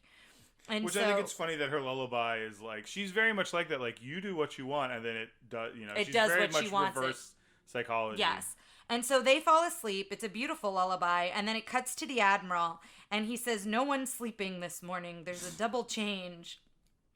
And it's a double charge. Double charge, that's right. Put in a double charge. Sorry, no one's going to miss this beautiful morning. Yes, that's what it is. And then it cuts to the mother, Winifred, who's asking the cook if she can have the spoiled eggs for her protest, which I love. And the cook is singing. So we're noticing the change in the household because Mary Poppins is there. The cook and Ellen apparently always fight, and they're dancing and singing together, and they're getting along. And George is such a grump. Like, everyone's so happy, and he's annoyed because I guess it's not the pleasant. Regular, and it's not the regular routine. It's the difference between civility and actual happiness. Yeah, and I think, too, because it's not the routine he's used to. He's used to them bickering in the morning. Yes. He's used to, so none of that is happening. And so the kids are singing Supercalifragilisticexpialidocious, and the cook and Ellen are chiming in singing, and then everybody screams the posts. And so, again, it's time for the morning. Posts! It's time for the morning for the Admiral. And so George is kind of huffy, and every time Winifred kind of makes a comment to it, he's like, I'm not upset. I'm not angry. Yes. I just, he's very matter of fact. And then it cuts to Mary Poppins and the kids are off to run errands. They're off to get fish and gingerbread. And something else that they say in the house. And now I can't remember. She's going to get the piano tuned. Oh, that's right. Because the piano comes up to him and he starts playing. He goes, I want this piano tuned. When I sit down at an instrument, I expect it to be working. And she's like, you never play piano. You never play. And he's like, but still, it's the principle of the thing. So that's right. Yeah, one of the things on the list is getting the piano tuned. And so they say hello to the Admiral who's washing the windows. I love that they've got like the boat that comes down for them to wash the windows on his house. Because that's how they do it on like a ship, is they lower a lifeboat to where the portholes are. Yeah, it's so good. And so then Andrew, the dog, comes up and starts barking to Mary Poppins, and she just has a conversation with Andrew, the dog. At one point... Slow down, I can't understand. And then he sneezes, and she says, bless you. Yeah. And then they keep going, and the children are so confused. And I love at the end, Jane says, well, what else did he say? And Michael goes, I don't think he said anything at all. Like, Michael's a little sassy there, and I love it. And so that's where we paused the film. Mm-hmm. So we paused there, and then we picked up again today for the recording. And so they head to Uncle... My favorite scene. It's so good. They head to Uncle Albert's, who is Edwin, who was the Mad Hatter. I'm going to go ahead, and this is a sudden decision I haven't talked about with Tara, but I'm hoping she agree with me. This has got Edwin... T&R Princess Diaries Hall of Famer. Oh my gosh, yes. Easily. I mean, even without just his Mad Hatter performance, but also this. Yes. I think he's an all-timer. There's also a line later in the thing where they go, he says, mad as a March hare. And yes. I was like, I loved that or line. a Mad Hatter. Yeah. So Bert answers the door as they head to Uncle Albert's. Bert answers, and he's so worried. He's like, well, what about the children? It's contagious. So you're kind of hearing a little bit of laughter, but you don't really know what's wrong with Uncle Albert because the dog has talked to Mary Poppins. Yes. So the kids think they're going to get spots, and they're not really sure. And she's like, oh, it'll be fine. And you walk in, and Albert is up in the ceiling laughing. This could also, I feel like, talking about a ride, like you could do something that, like, changes someone's perception or reality nowadays with technology, don't you think? I mean, I feel you're going through a dark ride, and you could even just do, like, it looks weird because you can't see where they're connected, and it's an animatronic. Yeah, and the different scenes of the film. Yeah, there's so many things they could do with this movie. But here's the thing that's going to drive you nuts is, if they do one, it's going to be... the new one, which is so annoying. But I would love for them to just do both. Yeah, but I doubt they would. I think they do one or the other. You don't think? I don't know. I'm not an Imagineer. But yeah, so he's up on the ceiling laughing, and he just says he can't stop. He can't help it. And the kids start laughing, and Bert talks about, or Mary Poppins, one of them say it took 3 days to get him down the last time. So it's another hint to Mary Poppins is very familiar, not only with Uncle Albert, but with his condition and how this has happened before. And so then I Love to Laugh, the song, which is so good, comes in. And I love all the bits in here when Mary's like, some people laugh through their nose, sounding something like this. It's like, and then through their teeth is like a hiss. I love how put upon she is. So everyone else is laughing, and she's just like... she's never laughing. She's not having it. Yeah, and then Bert is like, some laugh too fast, some only blast. Like, he's got a whole bit, and then Twitter like birds. Please tell me you wrote down all the jokes. No, I wanted to, and I couldn't. I can remember some of them. I couldn't write fast enough. The whole deal is Bert starts laughing, and then Jane and Michael start laughing. They float up to so the Bert ceiling. goes up next, and the kids start to go up, and Mary Poppins pulls them back down. I love their little, I love to laugh. They yes, do like their a patty cake when Bert's up there. It's so good. Yeah, and then the kids go up, and there's one about, Bert tells the joke about the man who works... He goes, my cousin used to work in a watch factory. He goes, what does he do? He goes, oh, he just stands around and makes faces. That's one of them, yeah. This is the scene. The actor who played Michael had a hard time doing the I think you did talk about this at the top, yeah. And it was, he had to give him a dime every time. So this is the scene where he made the most money. Yeah. And so Mary says, I will not have my tea time be interrupted. And Albert points down to the table. I've made a tea. Yeah, he's like, it's here, it's set up. And so then the table goes up with Mary Poppins. So the chairs go up, the table goes up, and Mary Poppins just wills herself up. She doesn't laugh to go up. I know, and I love that. Yeah. She's like, I can just fly, so whatever. Yeah. So they talk about how to get down, and there's more jokes in here, so I do apologize I didn't write them all down. One of them, I once knew a man with a wooden leg named Smith. Yes, and then what's the name of his other leg? And that comes back. Good. That one comes back. That's the most vaudevillain of all the... Because you need two people to do it, so it feels like a comedy duo joke. And so they talk about how you get down, and how you get down is thinking about something sad. And so they start telling that story. He says, I knew a friend who's... someone came to the door and she lost her cat. He said, I'm sorry, I think I've run over your cat. And I really, if you'd allow it, I'd like to replace it. She says, that's fine with me, but how are you at catching mice? Yes, and then they all start laughing again. So they get sad, and they're sinking a little bit, and then they start to laugh again. I'd like everyone who listens to this podcast to think that we do it floating at the ceiling every day, because that's every time we do it, because that's what it feels like. It does, it's a delightful time. And so then Mary Poppins ruins it and says it's time to go. And then everyone's like, oh, that is very sad. And so everybody's going down, and, Edwin, Uncle Albert is like, everyone comes to visit, but then they have to leave, and he's so sad. But the table and chairs don't come down with them. So the table and chairs stay up in the ceiling while they're on the ground. Table and chairs are not there when Bert and Uncle Albert are on the ground. Which is funny. He's going to have to lasso them or something, I guess. So Bert says he'll stay with him, and so then they're crying, and then they tell another joke there. Maybe I did do all the jokes. You did remember them all, yeah. He says his uncle or his grandfather was having a real hard time sleeping, and he just was chewing on the pillow and just chewed it to bits. Yeah. And then when he woke up the next morning, Bert said, well, how are you feeling? He goes, not great, a little down in the mouth. Yeah, and he goes, nothing like a good joke. And everyone goes, and that was nothing like a good joke. And then they both sob, and like his face, Bert's face there is so good. Dick Van Dyke apparently loved Ed Wynn, and that you'll see that in the documentary. He does an imitation of him that's real spot on, but also just as like he was such a delightful man to be with. We talked about while we were watching it that they both had a background in vaudeville a little bit. Well, I don't know that Dick Van Dyke did because he liked the mime. I think Dick Van Dyke was born out of time and that he wanted to, because he was the one who said, movies are moving towards, he's kind of an old-fashioned guy at the time, and I think Ed Wynn was from the era Dick Van Dyke kind of wanted to be a part of, And I just for a second got to be, and he just fit right in. It looked like they'd been doing an act together for a while. Yeah. It was so good.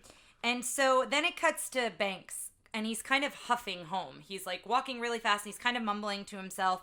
And he's late because the Admiral says, "You're late, Banks," and you don't know why he's late, but you realize because of the punctuality with the Admiral that he's late, and he doesn't address the Admiral. And the children are waiting for him, and they tell him the wooden leg joke, and he can't be bothered, and he's like, "Who's Smith?" He goes, "I know a man with a wooden leg named Smith." Smith? We don't know any Smith. We don't know a Smith. And so then he asks Mary Poppins to come down, and he wants her there, and Winifred is trying to leave, and he's like, "No, I want you here too. Like, this is very important. I need to address the household." And he sings his "The Life I Lead" song again, and she was heading to a rally, and he goes, "My wish for you is to be present." And so he requests the children lead and learn the seriousness of life, tradition, discipline, and rules. And that's when he goes into the song. And so in the song, Mary Poppins agrees. And he talks about, going on outings and popping through pictures and how they shouldn't be doing all of this nonsense. And Mary, again, she turns it around and she's like, they should learn about the life you lead. Mm-hmm. And so she starts singing about the life he leads. They should walk in your footsteps. And so tomorrow, Jane and Michael will be at your side at the bank. She does a good job of making her ideas sound like his ideas. Yes. And that was from the moment that he quote unquote hires her. She basically hires herself. And so she leaves, and he's like, "Was that my idea, Winifred? Is that what It certainly sounded like it." Yeah. And so she goes up to the nursery, and she tells them that they need to get sleep because they're going on an outing with their father, and they're so shocked by this going on an outing, and, we're going to go to the city, and he'll point out all the sights. We're so excited. And so then that's when Mary grabs the snow globe, and she says, "Sometimes people can't see past the end of their noses." And they say, "Oh, well, Father walks past the cathedral every day. He sees that every day." And she's like, "No, but what's at the cathedral, not necessarily the cathedral itself." And she sings the song "Feed the Birds." And I love that the snow globe, instead of snow, it's floating birds, which I think is cool. I would love that snow globe. I don't know if it exists in the world, but I'd love to own it. Okay, I'll take note. Yeah. Why is "Feed the Birds" a thing with us? Were we just singing it around Italy? Like, I don't know. Just lunatics? I just remember at one point. I think we were in I think it was before. It wasn't before Italy? I think it was in Italy. I don't know. We just started to "Feed the Birds." I think we were just singing it very like. Yeah, and then one night I had it in my head and I started singing it right before we went to bed, and then we just couldn't get to sleep. And then we were floating on the ceiling. Yes, basically we were laughing so much. The other thing I want to talk about this song real quick, if it's okay. Yeah, go ahead. I was hoping you'd bring this up. So this was apparently Walt Disney's favorite song. And when they were working on this, he would call the Sherman Brothers at the end of the day on Friday, like at 5:30 or something, and go, "Hey, can you come into my office?" And they'd come in and go, "Can you play it real quick?" And they'd play it, and he would just stare out the window and kind of get lost. And then they'd stop playing, and he'd say, "It'd be a few moments," and then Disney would turn, look at him, and goes, "Thanks, boys. Have a good weekend." It's such a beautiful song. I really love it. It's one of my favorites. One of them played it at his funeral or a memorial for him or something, and said while he was playing it in Disneyland, a bird flew across. They talk about it, but it was just this song. It's an obsession with historians. There's this historian, I forgot his name, but he keeps showing it up in all these documentaries, and he's a Disney historian, and he was talking about how just the thought of he's a happy guy, but there's a depth to Walt Disney that we're missing because that's his favorite songs, and he likes the melancholy, and he likes just and that somberness. Yeah, it's a very sweet song. It's a very somber song. I love it's one of my favorite songs. Like I said, I can't pick a favorite song, but I love the melody of it. I love the story of it, and I love how Mary Poppins, again, is kind of teaching them, take in your surroundings. Mm-hmm. And that's something that the father is so focused on, walking to work and what he's got to do for the day. And, he's not taking in his surroundings at home. Mm-hmm. He's not taking in his surroundings at work. He's there to do a job, and he does his job, and he comes home. And then, at precisely 6:02, he wants his slippers. That's in the song in the beginning, and his pipe, yes, and his meal, and all of that stuff. This may not be a conversation you want to have, but here we go. When rewatching this, having just edited the Sword in the Stone episode, I think this does a much better job of a outside force coming in and teaching a lesson and having there be a better resolve at the end. It's also a much longer film, so they were able to do that, right? But I also think my bigger thing, just going back, is it was more of a showing you the potential that Wart always had, whereas this one is the characters are figuring it out. Yes, there's definitely a payoff here, and I think we said in The Sword in the Stone that live action you could do it easily. Yes. A little bit easier, and this is, I think, showing how you can do that. I think that's a good stepping stone to a better movie, and I think maybe this was the better movie in a way. Yeah. So as she's singing the song, Jane and Michael fall asleep, and then the next cut is to them walking to the bank, and they spot the bird woman at the cathedral, and they're so shocked because they're like, oh my gosh, she's saying feed the birds. This is what Mary Poppins said. She said she'd be here. And again, the father can't be bothered, and he's like, of course I see her. Like, you think I can't see past the end of my nose? Such a jerk. Yeah, he's very curt with them, and so they ask to feed the birds. Michael says, I have my tuppence. Can I use it to feed the birds? And he says, don't waste your money. And then he gets so excited here. I'll show you what you can do with it at the bank. Like, he's so excited to show Michael about how it'll sit at the bank and collect interest, essentially, in a bank account. And now we arrive at the Dawes, Tomes, Mousley, Grubbs, Fidelity, Fiduciary Bank. What a mouthful.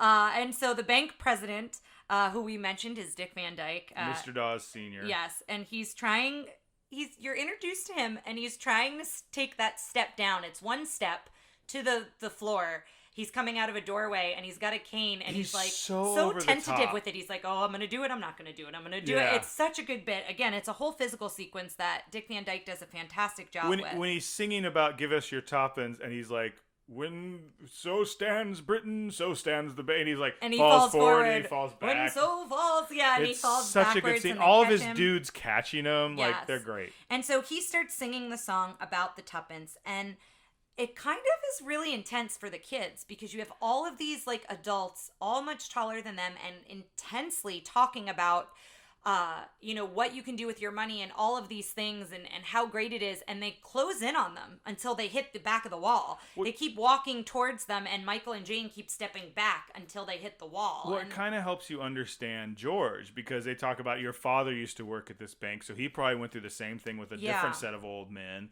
And like, it's very intimidating. As there's definitely a force there that's like saying, this is what you do with your money, which is just, they want the money. And Michael's opening his hand slightly, like he's trying to make a decision, and he's opening his hand, but he doesn't open it and offer it. He opens his hand just enough that the bank president snatches the tuppence out of his hand, and then that sets Michael off, and he starts screaming, you took my money, I want my money back, you won't give it back. And then that causes a run on the bank. Everyone at the bank hears that the bank's not giving someone their money, and then everyone wants to withdraw their money, and then they just close the bank, and they're like, no more transactions for today. And so Jane and Michael run away. Which I was like, it's BS that they can just do that. Yeah. Just say, nope, not We're today. We're done for today. So Jane and Michael run away, and you make a point that usually Jane seems to be the one in charge. Oh, yeah. But Michael, I'm going to get to the thing you're laughing about. But Michael is kind of like, come this way. And Michael's really caring for Jane here and being protective of Jane. And it happens later when they run into Bert. But they're in the alleys, and then there's this old lady. Come with me, dearie. Granny will hide you. Yes, Granny will hide you. And that was Tara. Yes, that would be my cosplay. Now, It wouldn't surprise me if another actress from the movie did that, if we found out it was the mother or something. Or someone else. Kind of in a similar Dick Van Dyke situation. Or Julie Andrews. I don't think it was. I think she would have said But I feel like it was the mom or Ellen or something. Yeah. So then we see a dog barking at them, and then they bump into Bert, and Bert has soot on his face, and so they don't recognize him at first. And Michael gets very protective of Jane, and he's like, leave my sister alone. And then they realize it's Bert. And so he starts talking about how now he's a chimney sweep and, that's kind of what he's doing for the day. And the kids talk about being sad and, they don't understand and father sent the police after us and all these things. And Bert, I really love it here because he tries to show them from their father's point of view. He tries to get them to empathize with their father, which is, I think, something as a child you learn to do that over time, depending on the influences in your life. But it's not something as a child you're not thinking about others, right? Like, it's just not. Well, I think we talked about how on this watch through we both kind of empathized more with Mr. Banks. Or saw his. I think I empathized with him always after his turn, but I think this helped us understand like what he's going through. And I like the explanation of the children. Like, you have Mary Poppins and your mother and all these people take care of you. He doesn't have anybody. Who takes care of your dad? He takes care of other people. Yeah, he's like, your dad, think of how sad he might be. Like, there's no one to look after him. And so he kind of shows it from a different perspective. And I think the children start to maybe understand why their father is the way he is a little bit more. And so Bert offers to take them home. So he walks them home, and that's where they do that kind of hitch kick, kind of scoop kick, I think they call it. And so then you hear Chim Chim Cher-ee. He starts singing it on the way home.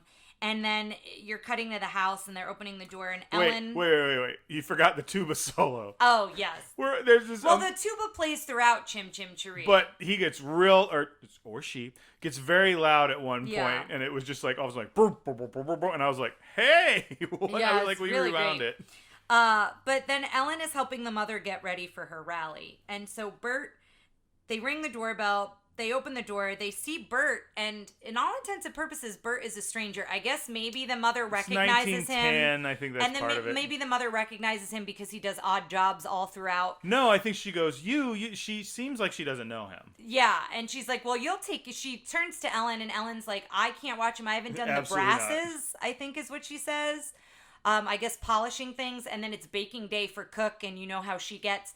And so that's when the mother's like, oh, well, you take care of them. And Bert seems real nervous to do it. He's like, oh, I don't know. And the governor or the mayor, I think he says the mayor, needs his chimney done, and he's not going to be happy. And she's like, that'll be fine. You can look after them.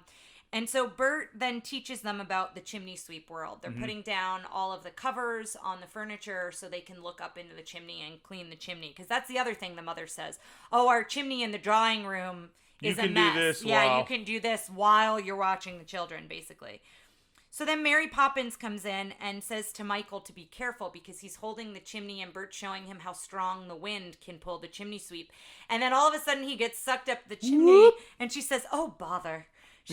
And then Bert starts talking to her, and then Jane gets sucked up the chimney, and then she's like, oh, fine. And so then they all go up, and then they explore the rooftops. And this is where we really, again, we see the landscape of London, and they're all walking on the chimney tops. And Michael goes into one of the chimneys and says hello there, and all the soot comes out into his face. It's just nice, good soot or something like that. And I'm like, no, he needs to see a doctor immediately. Yeah. And so it's a whole nother sequence that you really have to watch. But as they get to the last rooftop, it's kind of a dead end. There's nowhere else to go. And the smoke from the chimney, she blows the smoke and it goes into steps. And then they walk up the steps to go higher. And they see the beautiful view and they talk about that. And then to go back down, they use the smoke almost like an elevator. And it lowers them down. And then Chim Chim Cher-ee is reprised here. And then we go into the Step in Time dance sequence. And again, I've wrote a couple things down, but not much. You just need to watch it. Because you need to watch it. It is amazing. And this is where I kept saying, I cannot believe this is the first time Dick Van Dyke has ever danced. And that's what they talk about in the documentary. It's wild. They talk about how he does like a long slide and then a roll into a jump. Roll a backwards roll into a jump up and then into the dance. And they're like, he took to it like... Yeah. Very easily. And also, Mary Poppins, Julie Andrews she gave birth 3 months prior to this. So that's another thing, like just thinking about all of the physicality and the different dance sequences that she's doing too, I think is crazy. And then when she spins, I love that whole bit. That's towards the end. She does like one pirouette in the air and all the chimney sweeps copy her. And that's the whole thing through Step in Time. Bert will say something, the chimney sweeps will copy it, and they'll cluck like a bird. They'll do all these different things. And so she keeps spinning in the pirouettes, and then finally she spins so many times her head just keeps whipping around. And then they beg her to do more. And she's like, God. I couldn't possibly. No. She sends them away. Yeah, she's like no. They do a move where they all come up, and she goes, no. Yes, and they all fall back. And it is probably my favorite little 2 really seconds good. of that whole thing. And then the Admiral, during all of this, spots everybody dancing, and he fills the cannons with fireworks. And he shoots at the chimney sweeps. And so the fireworks are going everywhere, and at one point, Bert, hits one like a baseball, and the Admiral's like, oh, good show, and then realizes it's coming his way, because he's hit it back to him. I love Admiral Boom. Yeah, so all the chimney sweeps hop into the chimney, which is Jane and Michael's house. And they're all in there, and they're still dancing, and then they're dancing with Ellen and the cook, and they're kind of just marching all around the house. It's the master. Yes, and first it's votes for women, because she comes home, and then it's I love that she just is confused with it for a moment, and then they say votes for women, and she's like, yes, votes for women. And then she's into it, and then George comes home, his mouth is agape, and it's the master, and then it's the what's master. All this? Yeah, what's all this? And then they all leave. So Mary Poppins looks at Bert and is like, okay, that's enough. Gives him a look, and then they all get out of there. And so Bert kind of stays behind, but everybody else leaves. They all shake his hand, and then Jane and Michael are like, you're going to be the luckiest man in all of London. Yeah, because Bert tells them it's lucky to get a handshake, or when you blow a kiss, that's lucky too. And so Banks gets a call to come to the bank tonight. So he's got to go back to the bank. And I love the bit where Dick Van Dyke is feeding lines to his... Dawes Sr. is feeding lines to Dawes Jr. Yes, yeah. It's a funny the bit. Bank president and his son. Yeah, the bank president is basically telling his son what to say on the phone. And so the actor who plays the father here, I empathize with him so much because he's so defeated. He's so defeated here, and he walks to the fireplace where Bert is cleaning up, and he's like, you have dreams of walking with giants is one of the phrases he says, and just talks about, all the things you want to accomplish. And he's just so defeated here, and he's talking to Bert, and he winds up blaming Mary Poppins at first. And he says, it's that Poppins woman. It wasn't until she came into my life that everything kind of went crazy and became chaotic. And then Bert sings about Mary Poppins, and he matches George. He meets George where he's at, and George is very upset and angry, and he matches that, and he empathizes with George. But then he turns it around, saying that, oh, of course you don't have time to care for the kids. You're busy. You're working hard. You're doing all of these things. And he kind of shows him that he's neglected his family. He, in turn, shows him... and I just think it's a really interesting way that they go about doing that. I totally agree with you. I like that Bert becomes kind of the voice of reason. Matching where someone's at, I'm talking about, he matches George's feelings and then he alters it. That's a music therapy principle called ISO principle. And so essentially what you do as a music therapist, it's a technique where you're matching the mood of a client and you gradually alter it to affect the desired mood state. And that's what it reminded me of. He very much... got on George's level, met George where he was at, and then tried to show him, well, it wasn't really Mary Poppins, and this is kind of really what's going on. And it was similar. So I found that interesting. The children come down. Bert leaves. He says goodbye. And the children come and they apologize. And because they overhear the phone call that he's got to go back to the bank. Yeah, Michael gives him his tuppence. Michael gives him his tuppence. And then Jane says, will that make everything all right? And I think George at this point... he's starting to see what Bert was talking about here. And so it's such a somber walk to the bank. I was going to say, I like that it's not a quick turn for him. No, it's see him figuring it out. Yeah, of him realizing it. And I think he's also realizing it on the walk, because every time we've seen him walking, he's very much like, I'm on a mission. I'm headed home. I'm headed to work. Very... has a goal in mind. And this is somber. He's taking his time. He's moseying more. And he walks up to the empty steps at the cathedral. The bird woman is not there, but he's he's stopping on that. He's thinking about that. And then he goes to the bank, and somebody greets him as he's walking to the bank and marches in front of him. I just think this is my worst nightmare if I ever get, like, I have that fear, like, all the time in every job I've ever been in, all the way from Cece's Pizza to today. Where somebody's escorting you in? I'm going to get fired. No, I'm just going to get fired, and that's, like, my worst nightmare. Yeah. Of, like, getting fired. So the first one's escorting him in, and then somebody comes up from behind him. So now he's got somebody in front of him and somebody behind him, which is very, like, claustrophobic. Wearing, like, top hats and, like, tails, and it's... Yeah. And so he then knocks on the door and enters this room with this long table, and all of the that shot partners, are sitting around the table, and it's so intimidating. Well, it's a very small bit of what you're actually seeing in the middle, and it's like a red background with them. Yeah, and the red background of the chairs, and then it's black. The rest of the scene is black, so it's just like laser focused of what it wants you to look at. And they basically say how, there hasn't been a run on the bank since the Tea Party, when they loaned somebody the money for the tea that went over to America. He goes, they're asking him what happened. He goes, all the tea fell in, all the leaves fell in the water, making terrible tea, even for Americans, which we both thought was a pretty good joke. And then does a smirk there. And so then they're just talking to him how that didn't happen until today. There was another run on the bank, and it was because of your children. And at first he starts to apologize, George does, and then they say, well, now you have to do it. Like, this is what's next.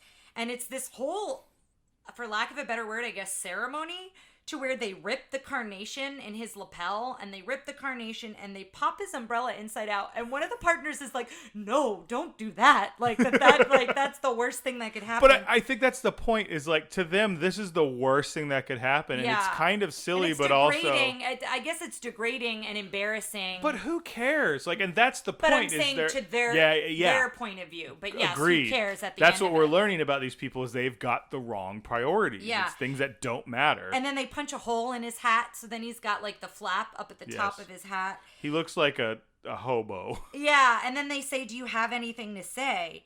And he goes to say something, and then George, he reaches into his pocket, and he has the tuppence that Michael gave him. Mm-hmm. And then he starts saying supercalifragilisticexpialidocious, and he starts laughing, and he's so like pleased with himself and so delightful, and it's like a light bulb clicks for him. Exactly. Like, he finally gets all of the whimsy, all of the like whimsical, the magical thinking, the imagination that Mary Poppins has brought into the world, the lightheartedness into their world.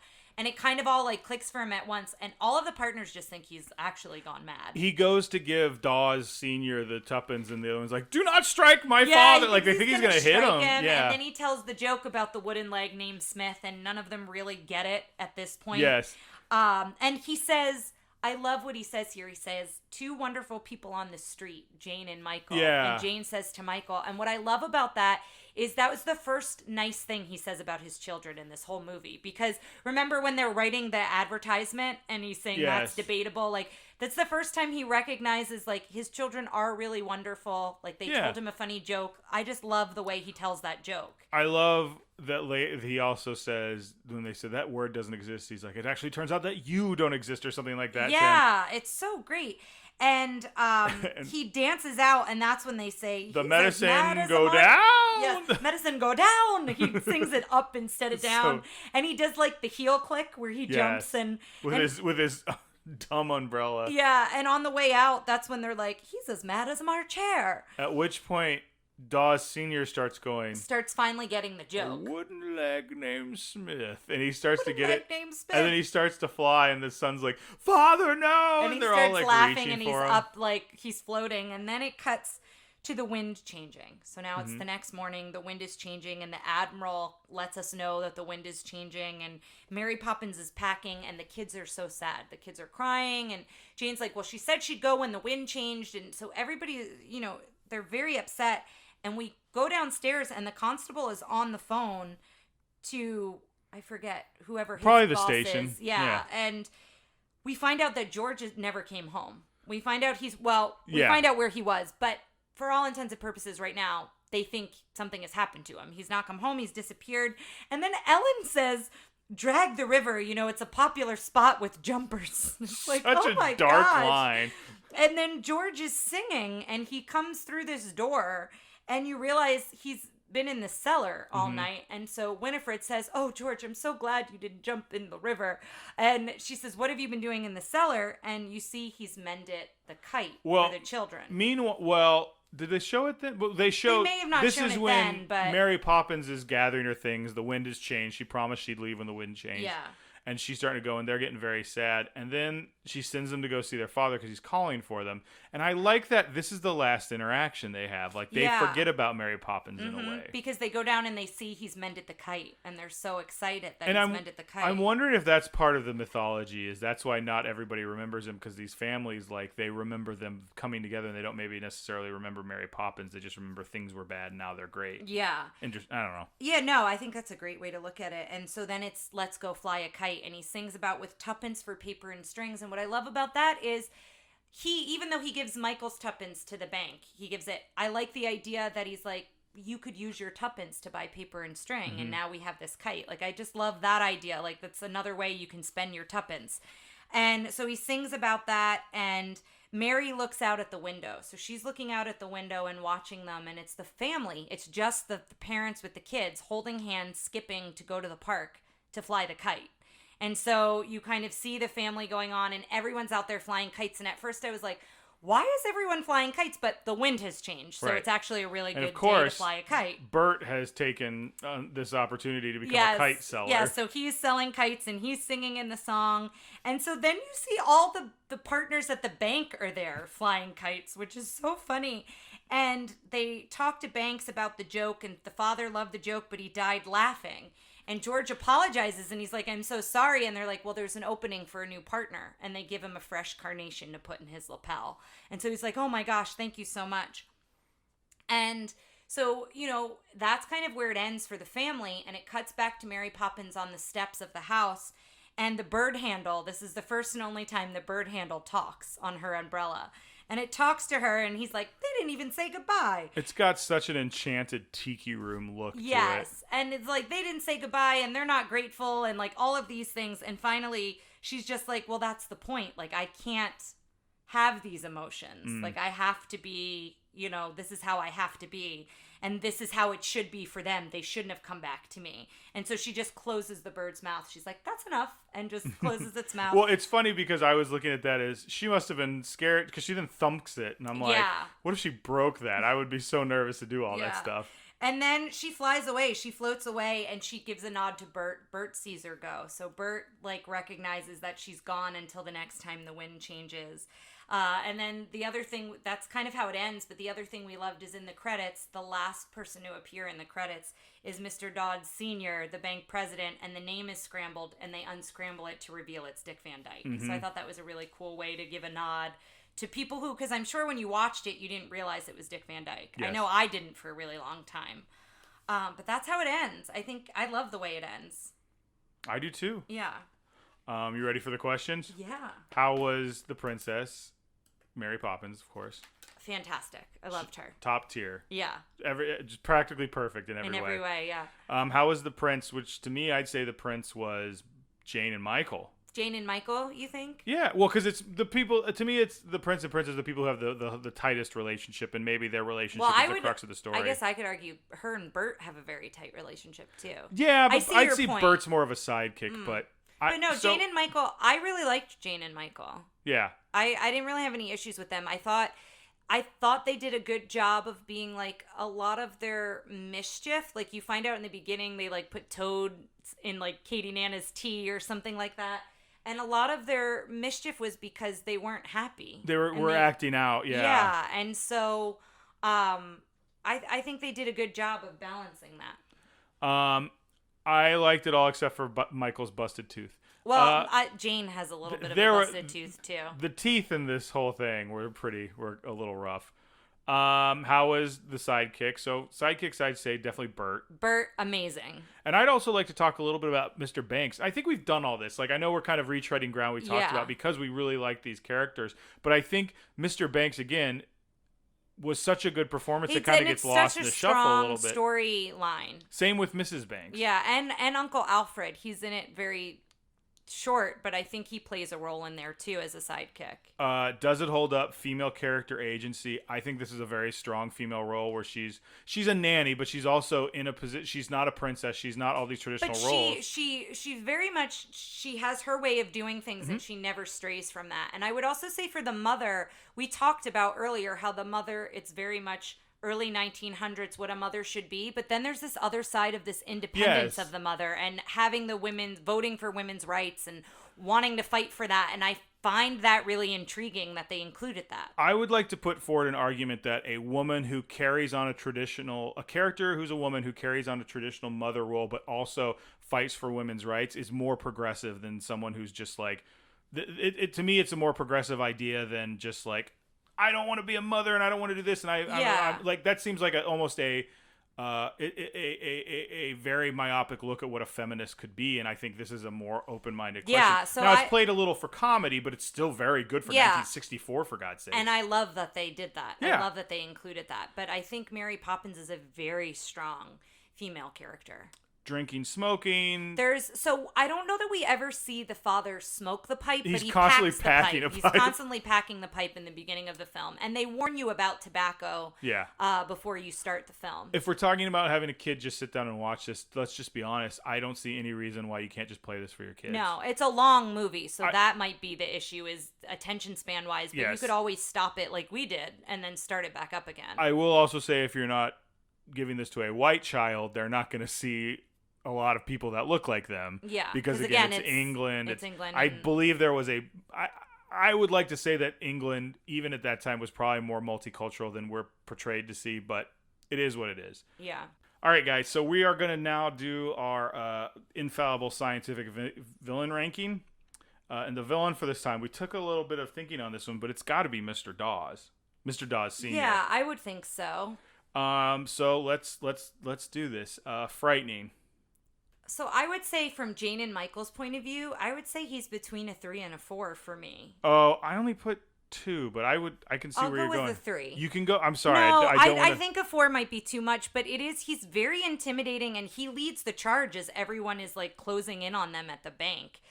So I think he's very imposing to them because I think that's kind of how we're looking at him as a villain is more towards them, right? Yes. Funny. I'm going to give him a 4. Yeah, I think he was very slapstick funny. Yes, because I think it's more of his portrayal is funny. I don't think the villain himself is trying to be funny. But it's a lot of funny comical bits. Agreed. So I'll give him a 4 as well. Fierce. No, he gets a 1. Same I here. mean, fierce in the sense of that's Dick Van Dyke under there, but I can't give him that for the character. Yeah, no. Effective. I'd give him a 2. Yeah, because he's not effective. He doesn't get the tuppence. I mean, he does, but it's given to him. Yeah, and then there is a run on the bank, which is what they never want to happen. That's like their biggest nightmare, right? So I give him a 2 because I think he's got a bank, like he wants to be a banker, but I think he's kind of got a redemption arc as well. It's your call, whatever you want to put. I'm going to give him a 1. I don't think he's effective at what he did, which was that whole song is to get them to open a bank account. They didn't do that. So I'm going to give him 1. Design I really like a lot. I'm going to give him a 4 on design because also you don't know that's Dick Van Dyke. I think that's a good point. I think it's really cool that it's Dick Van Dyke. I love the story behind it that he really wanted to play him, but you as the viewer, the first time you watch that, you don't go, "Oh, that's Dick Van Dyke." That's usually a fact you tell someone to be like, "Oh, did you know?" You know what I mean? Because most people don't the first time they see it. Go away, Heat. I'm going to give him a 2. And part of it is because when I was a kid, he was kind of scary. Yeah, I'll give him a 2. For me, the dad I had a lot of go away heat as a child because he was mean. But I so connected with the father this watch through, and I've watched it as an adult, but I don't know that I've watched it start to finish as an adult in a while. And I really connected. Not that we're talking about him, but yeah. What's your yes factor on this one? Again, it's a yes factor because it's Dick Van Dyke. But if I'm going from the character itself, I think I'm going to give him a 2. A 2. And again, I think it should be a 1, but I think I'm giving him a 2 because I love that it's Dick Van Dyke playing I feel like this is the first time we've had the same ranking for Go Away Heat and Yes Factor. Yeah. So guys, we're going to tally this up and we'll be right back. All right, guys. So we are back. We have done the tallying, and Mr. Dawes Sr. is tied for 12th. Really? With the buoys from Melody Time. That's appropriate. I'm shocked that he's as high up as he is. He got a 17. And I think part of that was because of how funny he was and that we liked his design as a character. And I think the fact that he had a little go-away heat and a little bit of, Yeah. So, interesting. Yeah. So, final question as always, and I can't imagine we're going to disagree on this, but we're definitely throwing it in the vault for no one to ever see again, correct? I make this joke every time like it's funny. Absolutely not. It will be going on our shelf. I could have sworn we owned it already, but I don't think we do. So it's on my Amazon shopping list. I know you own the pop vinyl, so. I do. She's downstairs. Yep. I should take a picture of my Disney pop vinyls because I have a couple. I've got Maleficent. I've got her. I've got Ursula. I might have one or two more. Oh, you have Joy. I have Joy. That's Pixar, but Joy always falls down, so I never know where Joy is because she's not super steady because she's got those tiny feet. I think there's something to be said about that. That feels like a metaphor. Thank you guys so much for listening, and next time we'll be back with The Jungle Book. Yeah. So until next time, listeners. Thanks for listening to Tara and Ryan's Princess Diaries. If you want to tell us your favorite Disney villain and why it's Gaston, send us an email at trprincessdiaries@gmail.com. Or you can send a tweet about how great Maleficent is to @TRPDiaries. Check out our Facebook group by searching for Tara and Ryan's Princess Diaries. Tara and Ryan's Princess Diaries are available on iTunes, Stitcher, Spotify, Overcast, and many more. Wherever you hear us, please be our knight in shining armor and give us a 5-star review. Thanks again, and until next time, remember to always live happily ever after.